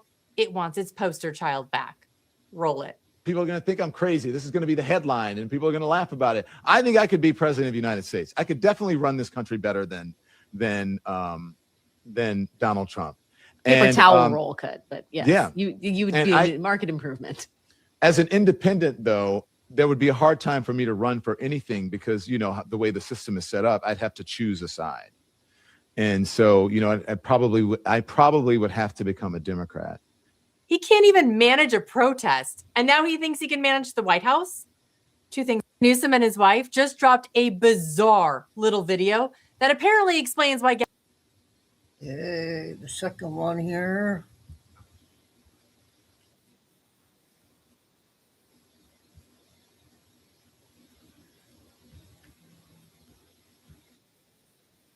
To accountability. Now, this isn't goodbye for Bondi. As Trump said, she'll have another role in the administration. As for Todd Blanche, temporarily stepping in, here's what he brings to the table. Well, listen, he is a tough litigator, too, and he's been close to the president litigating a number of issues very important to the president in his private life and in other places before he joined the DOJ. He's also someone seen as very hard-charging, very loyal to the president, somebody who may have different experience than the outgoing Attorney General Pam Bondi when it comes to litigation and the ways that he's been linked to the president's legal efforts. He's definitely a President Trump loyalist. There's no doubt about that. So he may take up this mantle with some tougher investigations and different probing than maybe Attorney General Bondi had done, in a way that I think the president definitely trusts him. And so we'll have to see his vetting process now. So if you're hoping for someone who actually follows through, Todd Blanche might actually be your guy. Loyal, tough, and not afraid to dig where others wouldn't, which is a nice reminder that while some officials just talk, others will actually deliver. Now, speaking of delivering, President Trump puts on another masterclass, and this one, courtesy of the so-called journalists who walked right into it. They tried to trap him with some vague Iran threat nonsense, and instead got a live fact check from the president. Watch this. Iranian government threatened a bunch of U.S. companies today in the region, including Google, Apple. With what? What did they threaten them with? BB guns? Or well, that's they don't have much left to threaten. My question for you is: are you? I don't know. I mean, what did they? You made a statement. What did they threaten them with? I don't know. Tell me, how did they threaten them? Well, all I know is that they threatened them, sir. What does that mean? Fair enough. You said something nasty. Is the government in touch with these companies? Are you helping to backstop them? You don't even know what the threat was. What was the threat? I haven't heard it. On this chain. Okay, those two in. Okay, this military video just came out, I believe.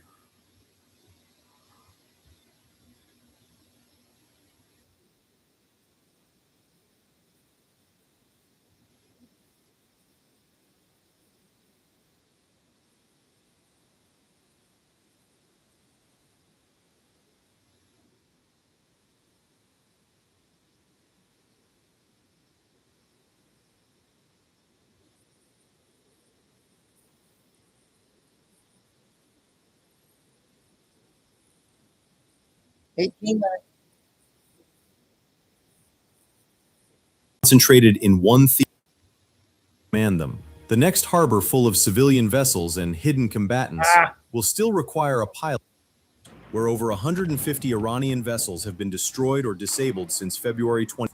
The Air Force discovered a problem that billions in fifth-generation sensor technology cannot solve, telling a fishing boat from an attack boat among 3,200 civilian vessels. The F-35 has a sensor suite worth more than the airplane it is trying to replace. It still cannot distinguish an IRGC PACAP fast attack craft from a Dow at 500 knots. The A-10 pilot can, because at 300 knots through a bubble canopy, the human brain has time to see what no algorithm has been taught to distinguish. The A-10 is being reinforced. It is also being phased out. Congress held the line through September 2026, 103 aircraft minimum. The transition plan for 2027 through 2029 has been submitted. The Pentagon knows how to replace the gun. It knows how to replace the armor. It does not know how to replace the eyes.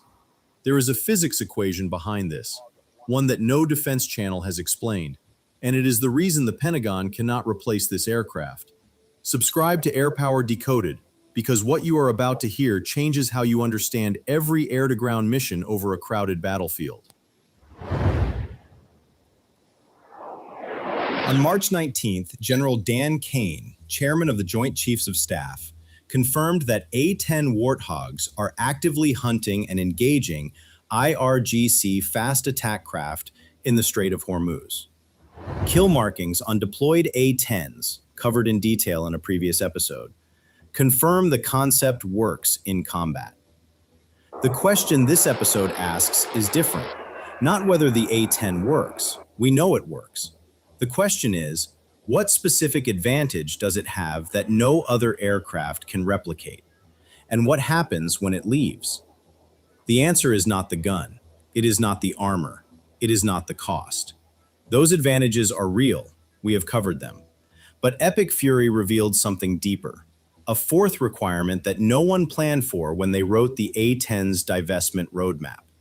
To understand it, we need to talk about a physics equation that no defense channel has explained and that the Pentagon has not solved. Picture the Strait of Hormuz from 3,000 feet. Below you, 3,200 civilian vessels, deos, container ships, fishing trawlers, fuel barges, ferries running between Bandar Abbas and Keshm Island, and somewhere among them, IRGC PACAP fast attack craft, engines off, tarpaulin pulled over the rocket rails, painted the same sun-bleached blue as every fishing boat around them. From high altitude on an infrared sensor, they are all identical thermal blobs. Warm engine, warm hull, warm water. The sensor sees contacts. It does not see context. The reason comes down to an equation every pilot knows, but few have explained. When an aircraft flies over a target, that target sweeps across the pilot's field of view at a rate physicists call angular velocity. The principle is simple. The faster you fly, the faster targets move across your retina. The lower you fly, the faster still. What matters is not your airspeed in absolute terms. It is how quickly the world scrolls past your eyes. And that rate determines whether a pilot has time to see what is below, or whether the ground is just a blur. An F-35A crossing the strait at 500 knots at 5,000 feet generates a high angular rate. Targets transit the pilot's field of view in a narrow window, too brief for the human eye to process contextual detail. At that speed, the pilot cannot rely on what is outside the canopy. So the pilot looks down at the EOTS, ANAAQ-40, Electro-Optical Targeting System, an infrared sensor designed to detect and track. And it does detect. It marks contacts on the display. But among 3,200 contacts that all look approximately the same on infrared, which one has rocket launchers under a tarpaulin? The sensor sees temperature. It does not see intent. An A-10C at 300 knots at 3,000 feet operates at a significantly lower angular rate, roughly 40% lower. The pilot looks through a bubble canopy with near unobstructed visibility, and the pilot's brain runs a process that no sensor replicates. Scan the line of vessels. Contextualize. Is this boat anchored among civilians or holding a position offset from the shipping lane? Classify. Are those fishing nets or antenna arrays? Is that a fuel drum or a rocket rail under canvas? Decide. Does this contact meet the threshold for positive identification under the rules of engagement? If yes, engage. If not, pass and circle back. That four-step process, scan, contextualize, classify, decide, requires dwell time. And dwell time is exactly what speed takes away. The faster you fly, the less time the pilot has to distinguish a combatant from a fisherman. In a theater where thousands of civilian vessels share the water with IRGC attack boats, and where misidentifying a single target means an international incident, dwell time is not a luxury. It is a legal and operational requirement. Think of it this way. A security camera can see that someone entered the building. Only the guard at the door can see that the person is carrying a weapon under their coat. Detection is not identification. In the Strait of Hormuz, the A-10 is the guard at the door. And right now, it is the only guard on duty. Now, technology is not standing still. The next generation advanced EOTS, a Block 4 upgrade with shortwave infrared and higher definition sensors, may narrow this gap. But Block 4 is behind schedule. The upgraded sensor is not in the fleet, and the gap exists now. In a previous episode, we showed that the A-10 meets 3 requirements no other aircraft in the inventory satisfies simultaneously: persistence, survivability, and cost efficiency. But Epic Fury has exposed a 4th, one that was not part of any transition plan because nobody anticipated a war that demands visual identification in dense civilian clutter. 4 requirements. Run every candidate. Start with the obvious candidate, the F-35A Lightning II. It is the most capable fighter in the inventory, but capability is not the same as suitability. At combat load, the F-35 does not loiter over a target area. It transits, strikes, and returns. Its stealth advantage degrades at the low altitudes where close air support actually happens. It costs $34,000 per flight hour. And at 500 knots, the angular velocity we just discussed makes the pilot entirely dependent on sensors that cannot classify contacts in sea clutter. The F-35 was built for beyond visual range combat, detecting and killing targets from a distance. It is the wrong tool for a mission defined by looking out the window. Remove the pilot entirely and you get the MQ-9 Reaper, 14+ hours of endurance, which solves the persistence problem. But the Reaper has no armor, no redundancy, and a single 12.7mm round ends a $32 million airframe.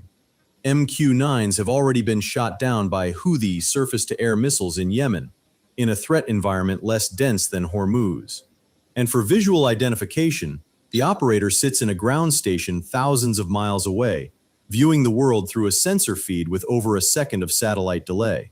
The operator looks through a straw. The A-10 pilot looks through a windshield. The next generation promises to solve this with artificial intelligence. The Collaborative Combat Aircraft program has 2 prototypes in flight test, the YFQ-42A from General Atomics and the YFQ-44A from Anduril, designed as autonomous wingmen at $25 to $30 million apiece. But here is what the AI cannot do today: positive identification in clutter. West Point assessments describe current AI visual recognition as brittle. It fails when it encounters objects outside its training data, when targets are partially hidden, when the scene is crowded with similar-looking contacts. The AI does not run scan, contextualize, classify, decide. It runs pattern match. And when the pattern is a pay cap painted to look like a fishing boat, the pattern breaks. Initial operating capability is 2028 at the earliest. The gap is now. There is one candidate that almost works: the AT-6B Wolverine, a turboprop trainer converted for light attack at under $1,000 per flight hour. It flies at roughly 250 knots with a full visibility canopy, slow enough for the pilot's eyes to do exactly what the A-10 pilot's eyes do. But the AT-6B carries only light armor. It cannot survive the 12.7mm guns and manpads that line the Iranian coast. No titanium bathtub, no dual engines, no manual reversion backup.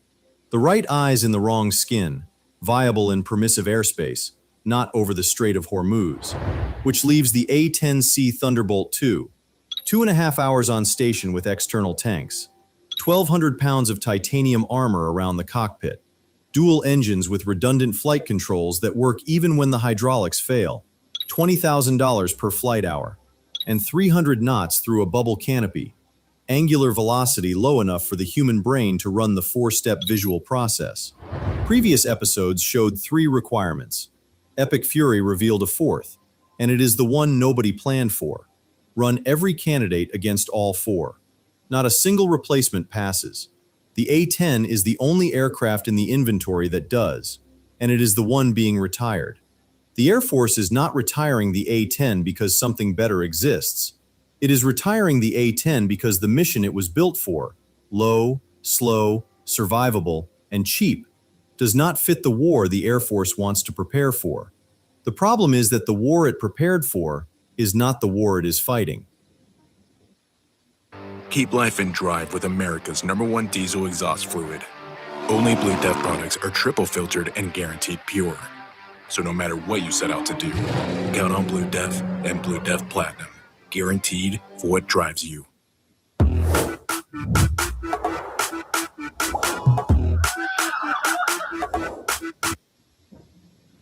Here is the timeline that makes this equation urgent.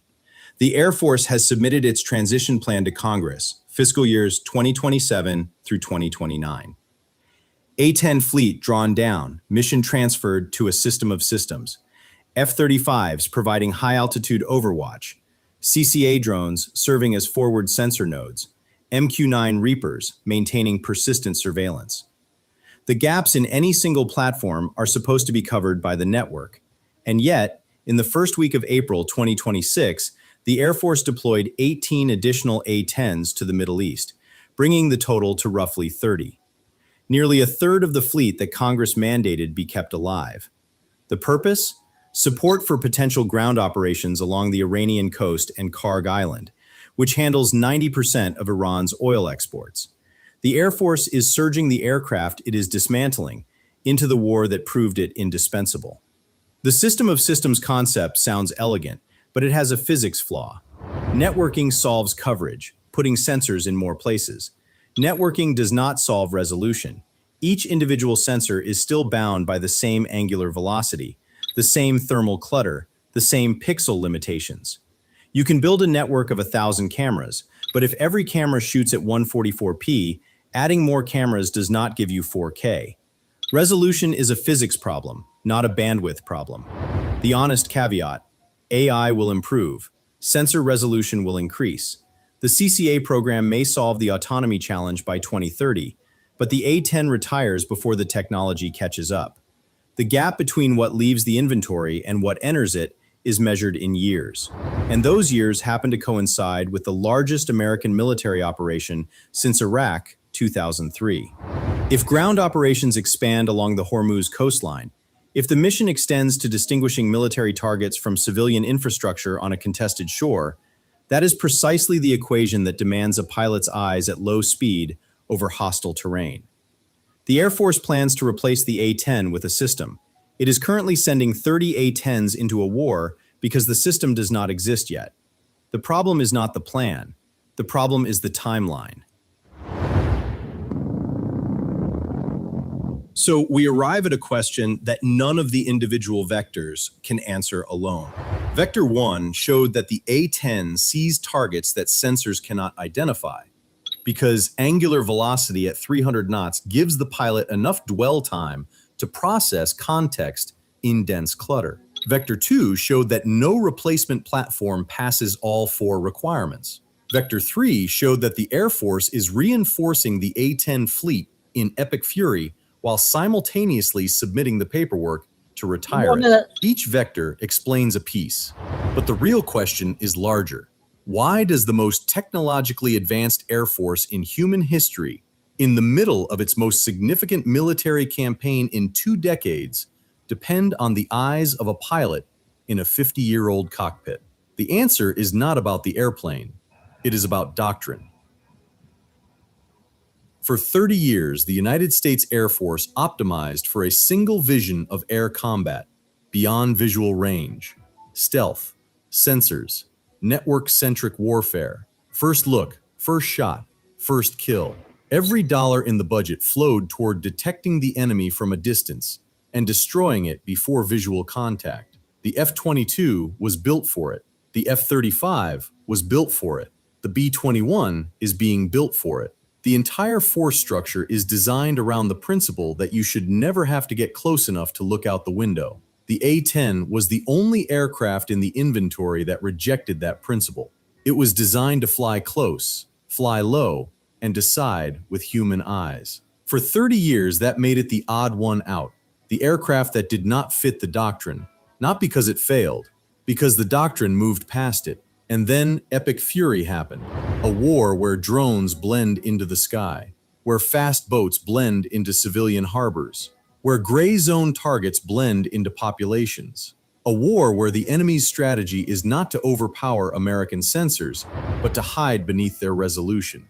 And the aircraft that fits this war, the only aircraft that can scan, contextualize, classify, and decide at the speed a human brain requires, is the one the Air Force spent a decade trying to discard. The proof is not theoretical, it is logistical. 30 A-10s, a third of the remaining fleet, surging into the theater. Not because the doctrine says they should be there, because the physics demands it.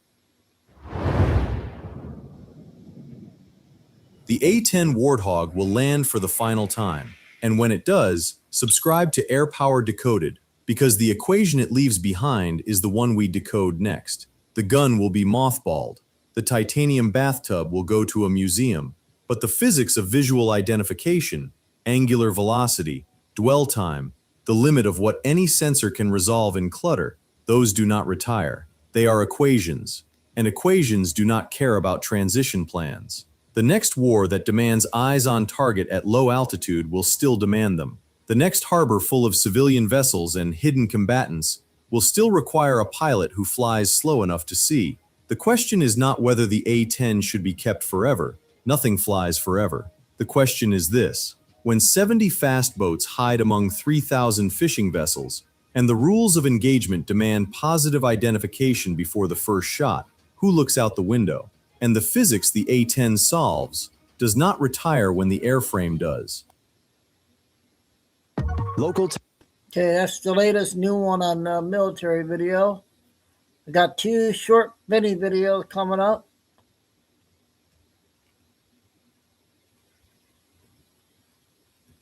No Billy Bean yet. I got yesterday's X2 report. We'll play after the video.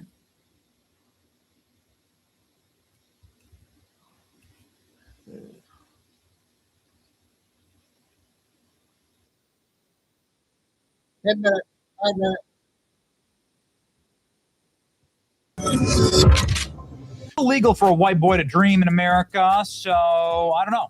Is Alina Habba going to be replacing Pam Bondi in an intimate Oval Office? What do you think of that, you guys? Oh, what's going on here? Ladies and gentlemen, the most powerful men in the world, maybe putting Alina Habba back into the DOJ. Alina Habba is one of Donald Trump's closest advisors. She defended the president in many lawfare cases, and now one of her strong allies, Todd Blanche, is in charge of the Department of Justice. He's the acting attorney general. They fought together with President Trump in a series of lawfare, a slew of lawfare assaults on the president. Could they be potentially tapping Alina Habba for attorney general or deputy attorney general? I don't know. Alina Habba has positioned herself as a candidate to replace Pam Bondi. Habba, who served as Trump's U.S. attorney for New Jersey, shared a photo with Trump and Vice President Vance inside of the Oval Office, right as Pam Bondi was shown the door. Always a pleasure, she captioned the post. Bondi was fired after months of scandals, botched handling the Epstein files and so on. Deputy Attorney General Todd Blanche has stepped in as the role of acting attorney general. Some predicting that he could end up leading the Justice Department long term. Lee Zeldin, also named potentially. Jeanine Pirro, Senator Mike Lee. Habba has herself been another Bondi headache. Her tenure is in New Jersey plagued over battles over her legitimacy, ultimately forced the AG to intervene on her behalf. So this is the photo that she posted. Pretty epic shot, obviously, with JD and Trump there in the Oval Office. And Alina Habba getting the executive treatment there. What's going on exactly? Habba served President Trump already, the U.S. attorney level. Trump named her acting U.S. attorney, but her 120-day interim term began to run out, and she couldn't actually keep the job based on the stupid Senate rule. Anyway, here's the shot. And it, popped off a little bit. People saying, are you the next attorney general? Are you the next attorney general? Let's make it happen. We need you as AG. Alina Habba for AG. This is my pick for AG. Looking on, this is an iconic lineup. We hope you become our next AG. Judge Jeanine, you should be close to the top. We love you, Alina. What position is she hoping to get? Alina Habba, please take the job. We need you. Okay. Alina for AG. This is what everyone's saying. Let's go ahead and look. This is going to happen. This is the plan. Wouldn't mind this at all. Bondi out is, I'm thinking Alina Habba for Attorney General. Well. Okay, ladies and gentlemen. What do you think? Who else thinks Alina Habba would make a great Attorney General for President Trump? I mean, she's been on the show a lot. She's a savage. She was forced to step out of her role, again, because of the senators, like some dumb old tradition in the Senate where the senators from each state get to block an attorney general that they don't like, the district attorney that they don't like. Stupid rule, but it is the rule. Whatever. We'll see who's Trump going to announce as the next attorney general. Lee Zeldin is leading right now. Todd Blanche, Ken Paxton. Hot Mike on the Trump. I can't appoint anybody. Everybody I've appointed, their time has expired, and then they're in default. Then we're losing. Confirm Trump's nominees. Trump's nominees can't get confirmed. Hey, Jeff, you agree with me on Bruce? I cannot appoint anybody. Huh? I can't appoint anybody. Everybody I've appointed, their time is expired. And then they're in default. And then we're losing time. Tick-tock. Alina Habba did have to leave her role. She was defended by Pam Bondi. She's defended President Trump. Obviously, she goes viral every single time that she did. This was an absolute banger outside of the many times that Alina Habba defended President Trump. on the steps of the court. Does that make her qualified to be an attorney general? I don't know.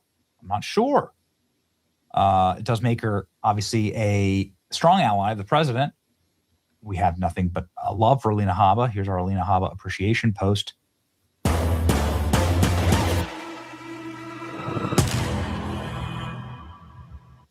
Welcome to the next generation of website creation.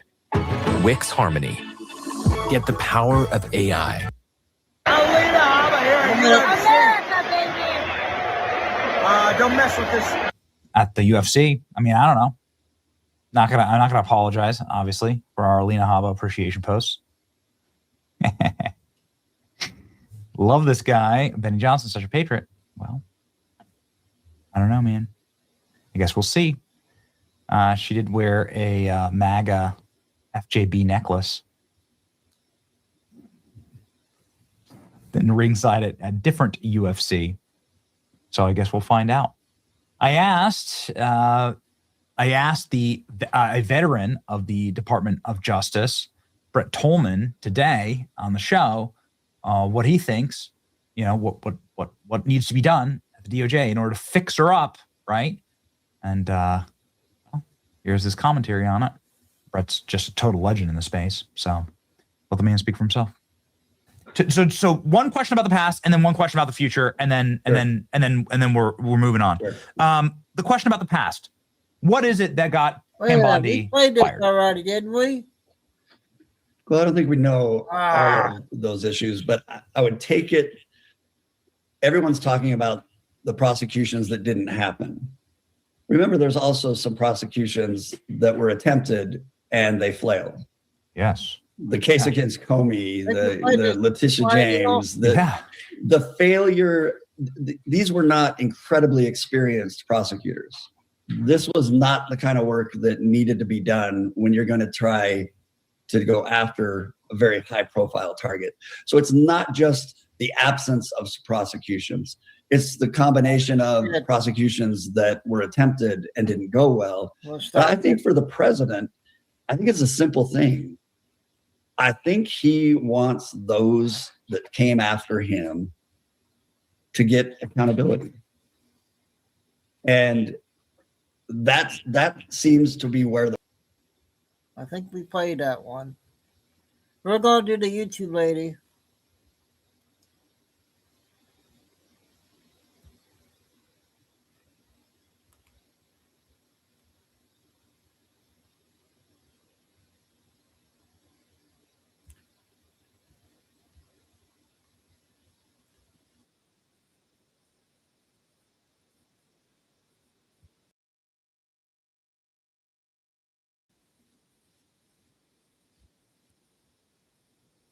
All right. Imagine 19 pulling minutes. up for your at Wendy's. You're just trying to mind your business. You're It's even Wendy's considering getting a now. little biggie bag to snack on before you clock in. And your coworker is in the back having a full-blown philosophical TED talk about his relationship with Jesus, his identity, and him exercising his rights, all while the police are standing right there. Because that is what we are dealing with today. This man is not just confused, but he is confidently confused. It's almost like he thinks if he just keeps talking, that the charges will just somehow cancel themselves out. And you just wait, because that moment when his pockets get emptied, yeah, it's over. How you doing?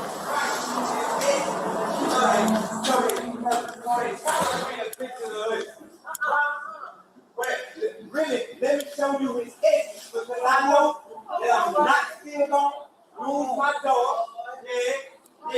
When the devil try to get me in is scratching for hope. When we roam this earth, and but it's really hard. You don't know. They can call the police. How can you call the police? Come here, homie. Hey. A police officer just hopped his ass right over the counter. You know, there are other ways of getting back there, sir. But obviously he's, taking the path of least resistance because this guy is getting up in the face of another freaking employee. He's like already the police, I'm sure, have no idea how aggressive this guy is about ready to be. And I have a feeling we're about ready to find out.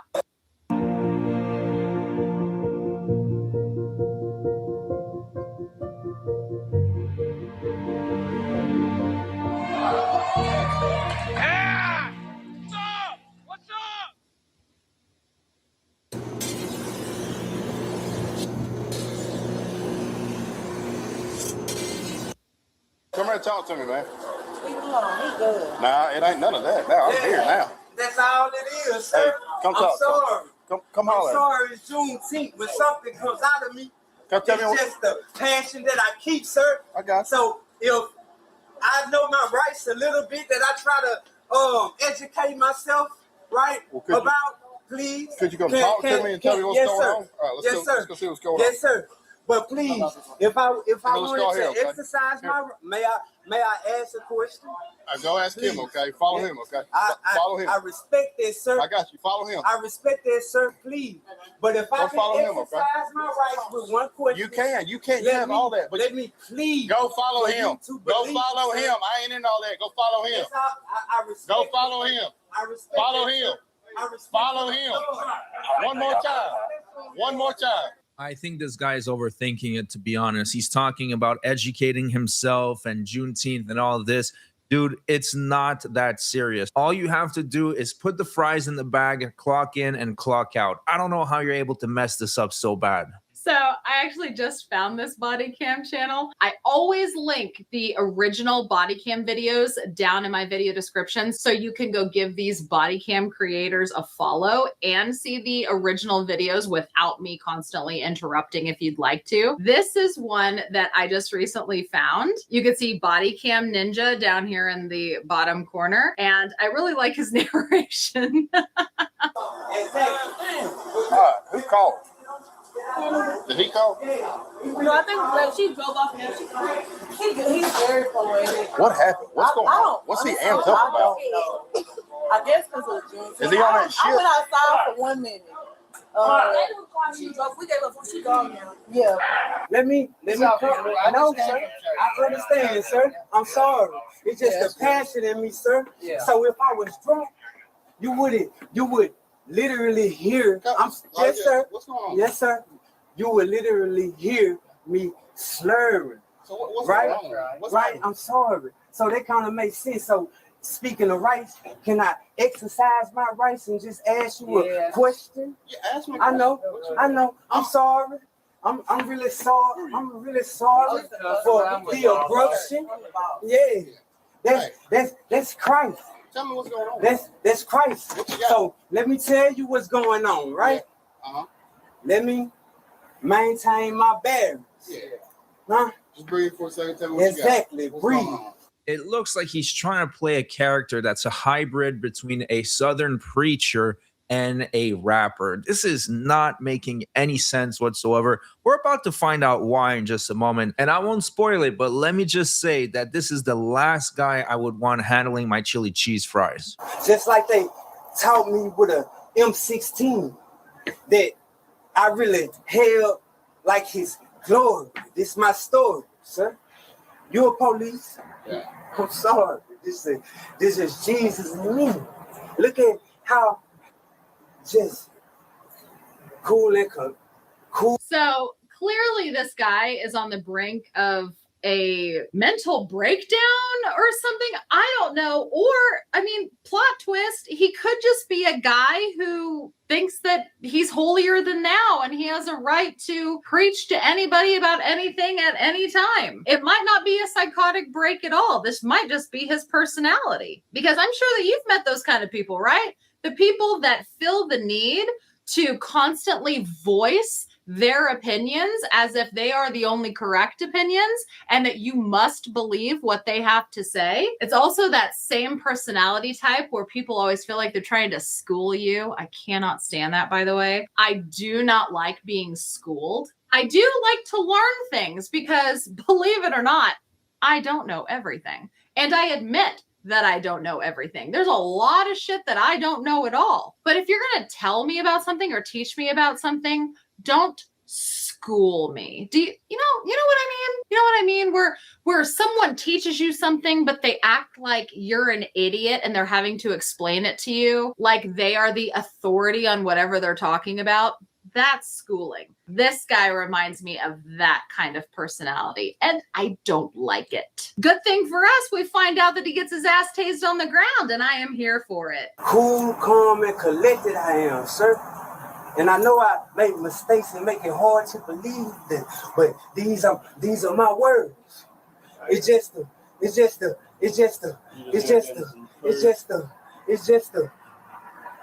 hurdle so many that corrupt and compel the words that I keep. I'm sorry, sir. Hey, listen. Does he normally act like this? He speaks his mind. He's a poet like he just speaks his mind. But I know I'm very long and drawn, but I just want you to see the words that I keep in it hurt. You know why? I'm sorry. It's just my gift. I really wear it like my jeans. My name is prolific, right? Let me please show you my rank. No, man. Hey, look. So let me calm down, sir. I got you. Hey, look, we're going to give you some space. I want you to feel like you're being backed into a corner, okay? I don't have a gun. No, it ain't none of that. I don't have. Whoa, he's already escalating it pretty quickly there. I mean, good on these cops for like realizing, okay, this guy is backed into a corner. He is clearly not all there. We need to like give this guy some room so that he doesn't feel like he's backed up into a corner and he's gonna like have a rage outburst or something. But then for this guy to be like, I don't have a gun. Dude, nobody suggested you did. And now I want to know what's in his damn pockets. Calm down. Yes, sir. Yes, sir. Yes, sir. And I respect your authority. You don't even have the same skin that's because you gotta look on the inside of the man. No, you don't even have the same skin that I have. So let me tell you. So look. Let me Do tell you have any knives, anything on you? Do you have any narcotics or anything? It's just the words that I keep because I understand and exercise and research the rights that I understand. We make trading simple. Trade what you want, how you want, with Tasty Trade. Let's be honest, painting can be a pain. This doesn't look good. How much do we spend at that paint store? Way too much. That's why we made Bear Dynasty. I understand and exercise and research the rights that I understand. Now, that is some profound shit right there. If his career as a tweaked out Wendy's employee doesn't pan out, this guy could be a fantastic philosopher. I don't understand every point, huh? I don't understand every point, but I'm gonna give you her contact so you can have it. Yes, ma'am. Hold on. Yeah. Give him a second. Yes, sir. Yes, I know. Hold on, because it's so many people that really think that I'm tripping. Yeah. And you see this black rag, but I don't claim to be a gangster, sir. So let me show you this man. I'm not defensive of anything, sir. For I had probation. It's supposed to be 2 years. Huh? No, it's supposed he can do that because I know that that's what he supposed to have to know my identity. But I'm gonna show you my identity. Yes, ma'am. And don't you see the respect that I keep in these bones that I have? I know. It's just a pet. You see the respect that I keep in my bones? What? Okay. And he's wearing his pride like he wears his pants. Lest we not forget that little gem that came out of his mouth earlier. Of a man. So let me calm down to another level that levels your attention, which I stand as a man, as a U.S. Marine, grunt, 0311. So how can a drunk man with drugs that's at work, Just yes, sir. No, sir. No, ma'am. No, ma'am. Please, sir. That's nothing. That's nothing. You can have it just like the devil try to tell you. Stop. No, that's nothing. Just look. Just look. I know. My name is Byron, Here, sir. turn around. And you can Turn around and put your hands behind your back. Turn around and put your hands behind your back. Yes. You're gonna get tased. Okay. Turn around and put your hands behind your back. So you gonna Put your hands behind your back. Yes, sir. Yes, sir. Y'all want to I fight? have my hands coming Turn around. because I'm Roll not over. fighting. Roll over. Okay. Hey, don't you ever touch him. Put your hands behind your back right now. I'm not Put your hands behind your back right now. Sir. Because Do not move your hands. Yes, sir. Do not. Yes, sir. So obviously he had drugs, or he had some sort of drug paraphernalia. Glass pipe, I'm guessing. Pretty sure that was a glass pipe. But the minute he pulled out something like that and then refused to show the police officers, he's like, it's nothing.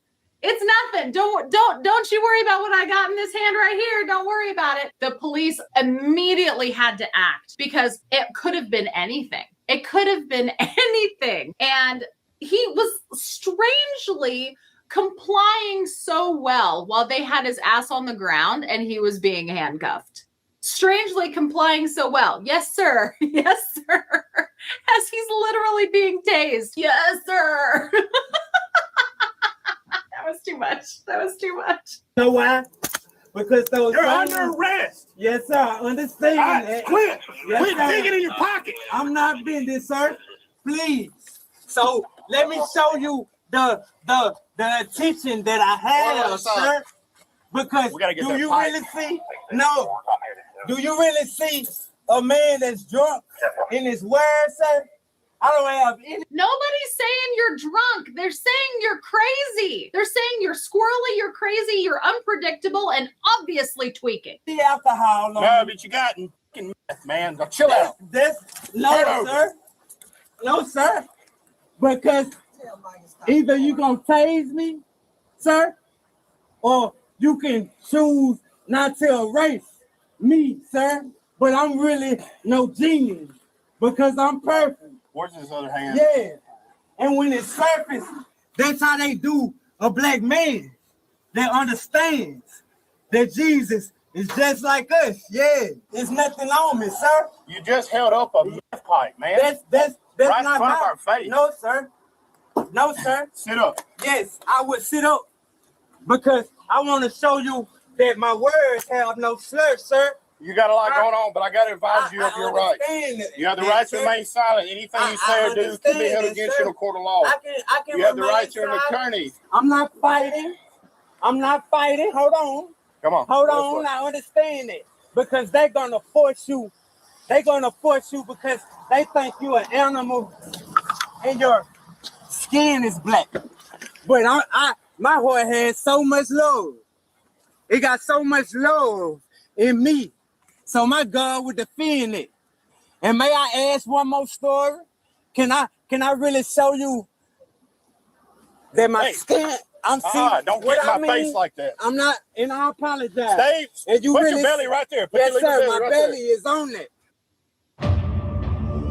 Oh, this is the 51 Flying Eagle. From the #1 rated brand in cordless outdoor power, the Ego 22-inch aluminum deck motor. Right. Before you put me in the back of this police car, may I please ask you if you have met our Lord and Savior, Jesus Christ? Man, he gets spiritual when he's smoking meth. How can a drunk man really stop? Really speak like this, sir? Yes, I will, Sis Steve. As a black man, and please just listen to words that I speak, because in the beginning, it was Jesus Christ. Because I'm a black man, there's nothing in my pocket, sir. Hey, put your hands down. No, there's nothing in your pockets anymore because you have willingly dumped it all out. Which can we talk about? Can we talk about how not smart it was to dump out all of his pockets for the police officers when he clearly had illegal substances on him? He must have thought that the Holy Spirit was going to blind those police officers so that they wouldn't see the meth that he had in his pocket. As a gentleman, and a person that's not defensive when I'm trying to get you to understand what I'm configuring. Does this guy ever shut up? Sir, and I want to do everything that you. Then I want you to be quiet. Yeah. Okay. Okay. But please, sir, if I can exercise. Breathe that way. Breathe that way. Quit talking, dude. Quit talking. You breathe all in my face. Oh. You know his breath's got to be stinky if he doesn't stop jabbing his jaw and this police officer's like, stop breathing in my face. Talk that way. Oh my God. Oh man, I know. Talk that way, guy. Okay. Where'd you throw the pipe? So let me tell you that you asked me so many times and I wasn't really precise because I'm just a black man and I make mistakes. I know that I'm a black man. Yeah, I'm a black man, right? And they're gonna close that gate, right? The What does that got to do with it? Yes, sir. Because everything interconnects like that pipe to the bowl at the end, just like that bowl that I spoke about, Katrina. And New Orleans, right, is below sea level. So they're like a bowl in the sand, the same bowl that you saw, right? I'm not doing anything, sir. I'm not showing you a flaw, right? I'm giving you your respect. I'm saying, sir. All right. So he picked up 2 felony counts of resisting arrest and 1 count of battery on Leo, which is also a felony. He was sentenced to 6 months in jail for this incident. Hey, you know what though? He got 6 months. It always just really chaps my ass when people just get nothing, just maybe like 1 night in jail and then they get bonded out and then, or, they get like 6 months of probation or something. I like it when people actually get sentences for things. Although I have a feeling that most of that 6-month sentence was because of the drug paraphernalia that was found on him. It probably didn't have anything to do with, his battery of a law enforcement officer, which I only think that because we've seen other cases where there is battery against a law enforcement officer and they don't get a 6-month sentence. So I tend to think that it does have to do with the drugs and not, the way he was treating police. He served 6 months. That's better than a lot that we've seen. You know what I'm talking about? And his ass getting tased on the ground, that right there is exactly what happens when talking replaces cooperating. He really just stood there giving a whole sermon. It was like a freaking podcast. And all that the officers needed was basic answers and compliance. Moral of the story is you cannot preach your way out of a pair of handcuffs. If you guys like videos like this, the fastest way to let me know is by hitting that thumbs up button while you're down there. Also double check. Yep, that was definitely a different one. Okay, I'm going to finish it off with yesterday XQ report. About 20 minutes. Excuse me.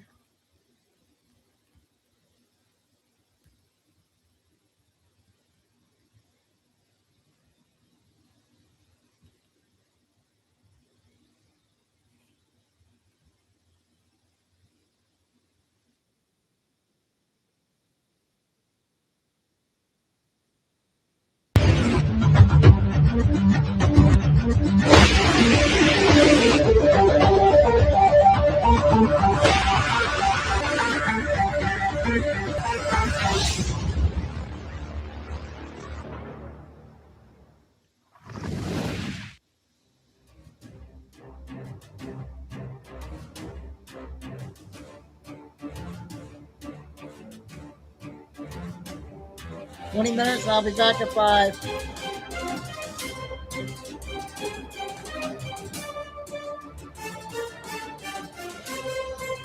Hi, and welcome. You're listening to the X22 Report. My name is Dave, and this episode 3876 AM. Today's date is April 3rd, 2026. The title of the episode is, do you see how the Iran mission is affecting the world economy? It's not what you think. Now, we all know Wall Street doesn't lose money on sell-offs. You do. They create the panic, wait for you to dump your position out of fear and scoop it up at a discount. The big banks aren't selling their gold, they're buying yours. Every time the headlines scream, regular people sell, every time regular people sell, the institutions are right there, waiting with open hands. You built portfolio insurance for a reason. Don't let a red day hand it over to the people who cause it. That's why I tell people to talk to Noble Gold Investments. They will help you build a long-term plan and, more importantly, help you stick to it when the noise gets loud. The minors' up and downs, that's weather. The long-term trend, that's climate. And the climate has been favoring gold for 5,000 years. So the next time you see a dip and you feel that knot in your stomach, ask yourself one question. Am I making this decision, or is Wall Street making it for me? Don't let them shake you out of the position you built to protect yourself. That's exactly what they want. And right now, all new qualified accounts receive a 10th ounce American Gold Eagle as a thank you. Real gold in your hands. That's the whole point. Go to x22gold.com. That is x22gold.com, or just click the link in the description. And remember, past performance may not be indicative of future results. Investing in precious metals involves risk. Consult your financial advisor before making investment decisions. Let's get right into the economic collapse financial news. Now, the deep state, the corrupt politicians, the private West Central Bank, the World Economic Forum, you can see they are now pushing back as hard as they possibly can, because once again, they do not want to cut the rates whatsoever. And Trump is going to actually have all the leverage as soon as the Iran mission is over. Actually, he's going to have a lot more leverage than anyone could ever imagine. And this is why I do believe the IMF right now is now backing the Fed narrative, and they're getting the central banks together to push against what Trump is about to do. And the IMF says the Fed is unlikely to cut rates next year. And the reason why they're doing this is because think about what Trump is doing right now. He is dismantling the entire deep state central bank system across the globe. Remember, it was based on a petrodollar system, and Kissinger went ahead and he established this back in the 60s to get everything prepared for what was to come in the 70s, where they're going to remove us off the gold standard. And now the IMF says they have analyzed that the U.S. Federal Reserve is highly unlikely to lower policy rates over the next year. In its annual U.S. Economic Review report, published on the 2nd, the IMF stated there is little scope for the Fed to lower the policy rate over the coming year. A larger monetary easing would need to be predicated on a material worsening in labor market prospects and an absence of increasing inflationary pressures. So basically, they're preparing to back the Fed, and they're going to be using what is happening out in Iran. The problem with all this is that it's all going to boomerang on them, and everything that they're trying to project right now is going to completely and utterly fall apart. Think about the leverage and what's going to happen during this period of time, because all the fake news, the pundits, the financial experts, all these people out there saying, oh, inflation's going to hit, oh, it's going to be terrible. Well, all these people are going to be wrong once again. And Trump, yes, he's going to use this leverage. He's going to say, look, we went on a mission, and now we brought fuel prices down even lower than they were before. Think about how he's going to control the narrative. Now, you can see there are certain companies that are trying to take advantage of this, which they always do. And you see the USPS, they're trying to take advantage of this. Amazon and FedEx and the rest, they're all trying to take advantage of this. And Amazon is reportedly is going to add a 3.5% fuel and logistics surcharge for sellers due to the Iran oil crisis. Now, think about this. Did they do this before? Yes, they did. They did this during the Biden administration. They did add a fuel surcharge, so does FedEx and the rest. But you understand why they do this. They use this as an excuse in raising prices, because think to yourself, when the oil price goes down, do they reset everything to the way it was? No, they do not. They keep the fuel surcharge in place, but all they do is they rename it. So when you look at what they've done going back to 2022 when fuel went way, way up, all they did was make the fuel surcharge label disappear after gas prices had already fallen significantly. The sellers got no relief. The extra cost was simply baked into the regular FBA rates going forward. This is why many sellers point out that Amazon's temporary surcharges often become permanent increases in practice. So what are they going to do again? Same thing as all the other companies. Oh, look, the fuel's going up. We're going to have to add this fuel surcharge. Oh, wait, fuel's going down. Oh, we're just going to relabel it, and now it's part of our system. We're just making more money. This is what they do every single time. It's I'll absolutely be back unbelievable. on the Now think phone. about the way the news is framing everything right now, where they're trying to convince people that it's terrible right now. Let's look at the headline right now. With gasoline topping $4 a gallon, it now costs almost $145 to fill up a Ford F-150 pickup truck.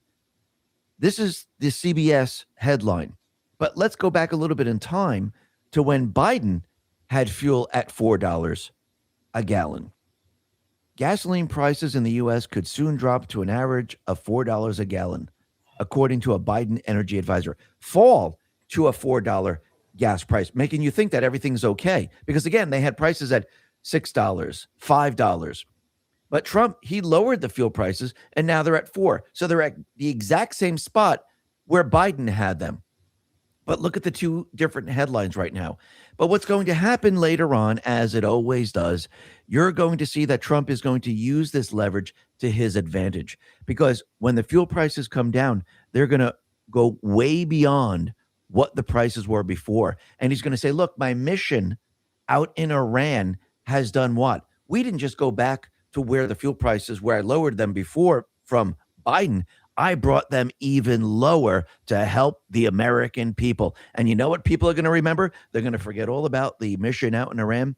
And all they're going to see is that, wow, look what just happened.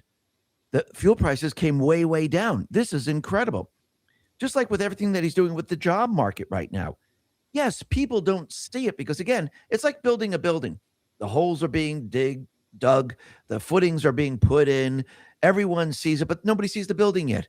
What's going on here? I don't understand. How big is the building going to be? What it's going to look like? Is it going to be positioned out of fear and scoop it up at a discount? The big banks aren't selling their gold. They're buying yours. Every time the headlines scream, regular people sell, every time regular people sell, the institutions are right there, waiting with open hands. You built portfolio insurance for a reason. Don't let a red day hand it over to the people who cause it. That's why I tell people to talk to Noble Gold Investments. They will help you build a long-term plan and, more importantly, help you stick to it when the noise gets loud. The minors' up and downs, that's weather. The long-term trend, that's climate. And the climate has been favoring gold for 5,000 years. So the next time you see a dip and you feel that knot in your stomach, ask yourself one question. Am I making this decision, or is Wall Street making it for me? Don't let them shake you out of the position you built to protect yourself. That's exactly what they want. And right now, all new qualified accounts receive a 10th ounce American Gold Eagle as a thank you. Real gold in your hands. That's the whole point. Go to x22gold.com. That is x22gold.com, or just click the link in the description. And remember, past performance may not be indicative of future results. Investing in precious metals involves risk. Consult your financial advisor before making investment decisions.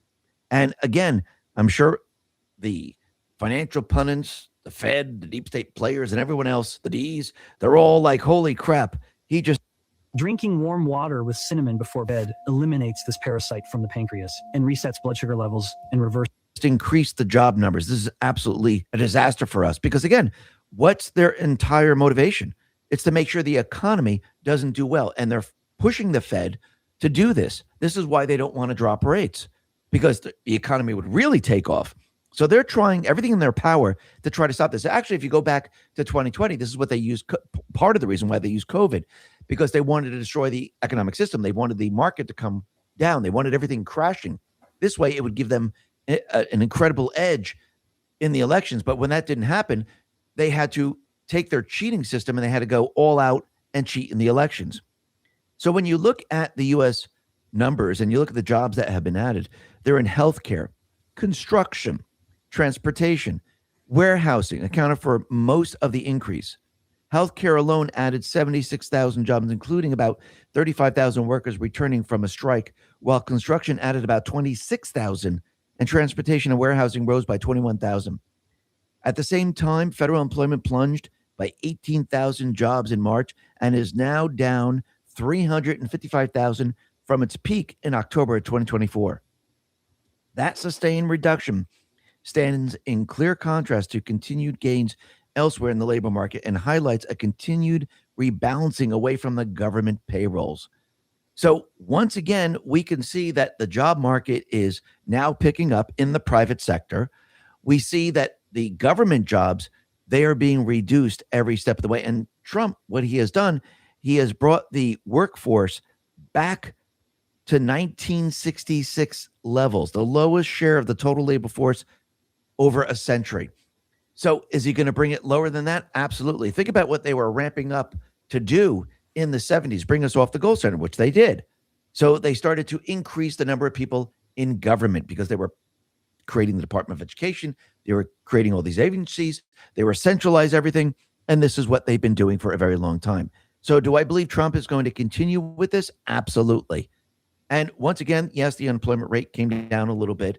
But again, what we're doing now is we're trading government jobs and we're bringing in private sector jobs. So as we add and we triple the amount of private jobs, he's going to be removing a lot of the government jobs. So we're not going to see that big of a dip of the unemployment number right now, which actually he can use this to his benefit because once again, to reduce the rates, according to the Fed, they have to look at the job market.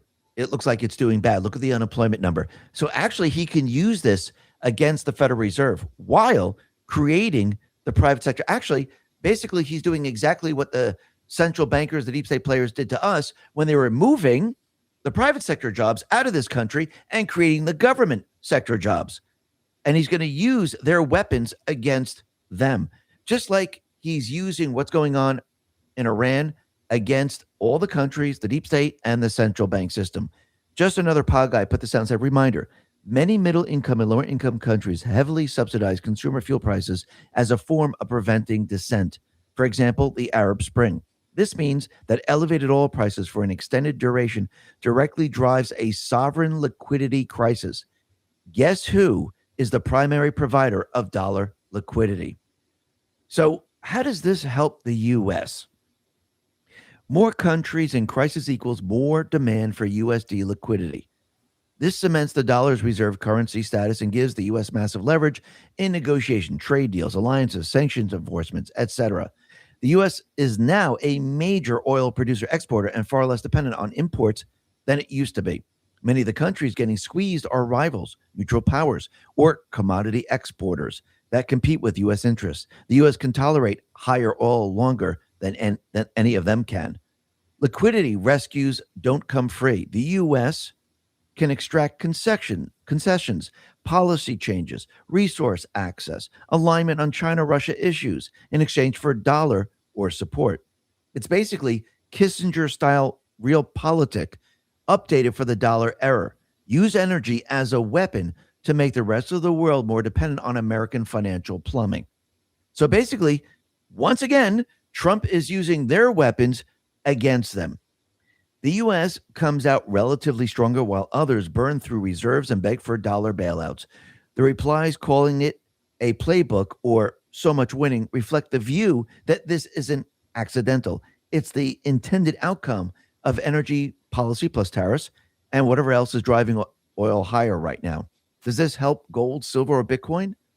Well, yeah, in a way, it does. Elevated oil equals higher inflation and stagflation fears globally. Precious metals are classic inflation hedges and safe haven assets during liquidity stress. Central banks often buy gold when their currencies come under pressure. Sovereign crises historically drive gold demand. Silver gets a double boost as industrial metal tied to energy inflation too. How about Bitcoin? Well, Bitcoin often trades like digital gold in macro chaos. Capital flight from fiat currencies, distrust in traditional finance, and global uncertainty can drive flows into it. Short-term dollar strength from all those countries scrambling for USD can pressure risk assets like crypto. If the liquidity crisis leads to broader monetary easing or loss of faith in the fiat system, Bitcoin wins longer term. It's not a clean oil up, Bitcoin up trade, but the instability narrative favors it over time. So what we're going to see is most likely we're going to see a lot of countries start to ramp up on gold and silver. And we're going to see, after everything is all said and done, I do believe we're going to see a jump in oil, in gold and silver and everything else. And we're going to see oil prices start to really come down, especially since the oil prices are now being fractured across the globe. Because I think we're going to have a completely different set of oil prices for the countries in Europe, for China, and oil prices here in the United States. It's not going to be controlled by one centralized location. So I do believe Trump right now is doing this in a way to force countries back to the U.S. And we could see that it is now happening because what is he going to do in the end? Is he going to keep the central bank? Is he going to keep the Federal Reserve note? I think in the end, he's preparing to bring us back to the Constitution, which is gold and silver. And the new currency that will be created will be an actual US dollar. It will no longer be a Federal Reserve note. And I do believe that's where this is all headed. And he's putting all the pieces together so we can actually do this. Now, put everything together with the parallel economic system, you can see he's preparing this country to basically allow the income to continually come in, especially if he has leverage over all these countries. He can make a lot more deals in our favor. More currency comes into this country. The parallel system becomes stronger and stronger and stronger. And as he reduces government employees and shrinks government, what happens? He can then use the tariff system, the parallel economic system, to fund a lot of the government, which then means he can start to wean the people off the income tax. Remember, he's not going to do it and just cut off the central bank and just have the whole system fall apart. He's going to do it step by step. And as he starts weaning the people off the central bank system, the people are no longer dependent on the central bank. The government is no longer dependent on the central bank, and we don't have to borrow from the central bank system. So all the borrowing all of a sudden comes to a screeching halt. Now, think about what he's doing now. People are going to say, well, look at the debt that he's ramping up on. Remember, we're fighting a rebellion in this country. And you look at Section 4 of the 14th Amendment, the debt that is created by fighting the rebellion, well, it's null and void. So once again, are we going to have to pay a lot of this debt? I don't believe so. What about everything that the rebellion has used? I don't think we're going to have to repay that either. I think when we start to look at the fraud, when we look at the criminal activity, when we look at the rebellion against this country, I think a lot of this debt completely and utterly goes away because, again, this is done through crime. It's done through those people that are completely and utterly against this country. So I do believe that, yes, Trump is going to use this against the deep state players. He's going to use the central bank to fight the rebellion. Why not? A woman with diabetes stepped on the grounding well mat for 2 weeks. Here's what happened after. Immediately. Not. And in the end, I think he's going to turn around and say, listen, look what we had to do here. We had to fight a rebellion. We discovered all this fraud. We see the criminal activity within the Federal Reserve. I think in the end, he's going to have a lot of leverage to show that the people are not responsible for everything that's been going on here. And I think we're going to see that that debt that we're looking at is much, much less than anyone could ever imagine. And he's actually setting everything up and positioning the United States for all of this. Because what's the main driver to all this? It's to attack and remove and destroy the central bank system. And I do believe this is why he's doing everything that we see happening today. He's basically reversing everything the deep state, the central bank has put into place to keep their system operational. And now he's reversing it all at lightning speed. And in the end, the entire economic system, the way we know it today, is going to cease to exist. A new system is coming online, and it is going to be the golden age. Listen, everyone. Thanks a lot for listening. Be well, be safe, and especially be prepared. Thanks a lot. Okay, that's the latest X2 report. All right, so we got show number 1 down. We'll get some more for a few hours for the second show. So no later than 8 because the game starts at, I think, 9:30, I think. So I might go to 8 o'clock, so I don't know. We'll see how things go. We'll get 3 hours in. So we'll take a break here, and we'll be back at 5. Good to see you, Gina. Hope to get a hold of you and Maria. Fine Eagle. We'll see Tim K. And Tim. Oh, we'll see what more intel comes out here in a little bit. Have a good few hours. And God bless everybody. Please remember to hit the like. Stay safe, stay strong, keep your faith. Never give up. Signing off. Chico News for show number 1. Okay, Lucy.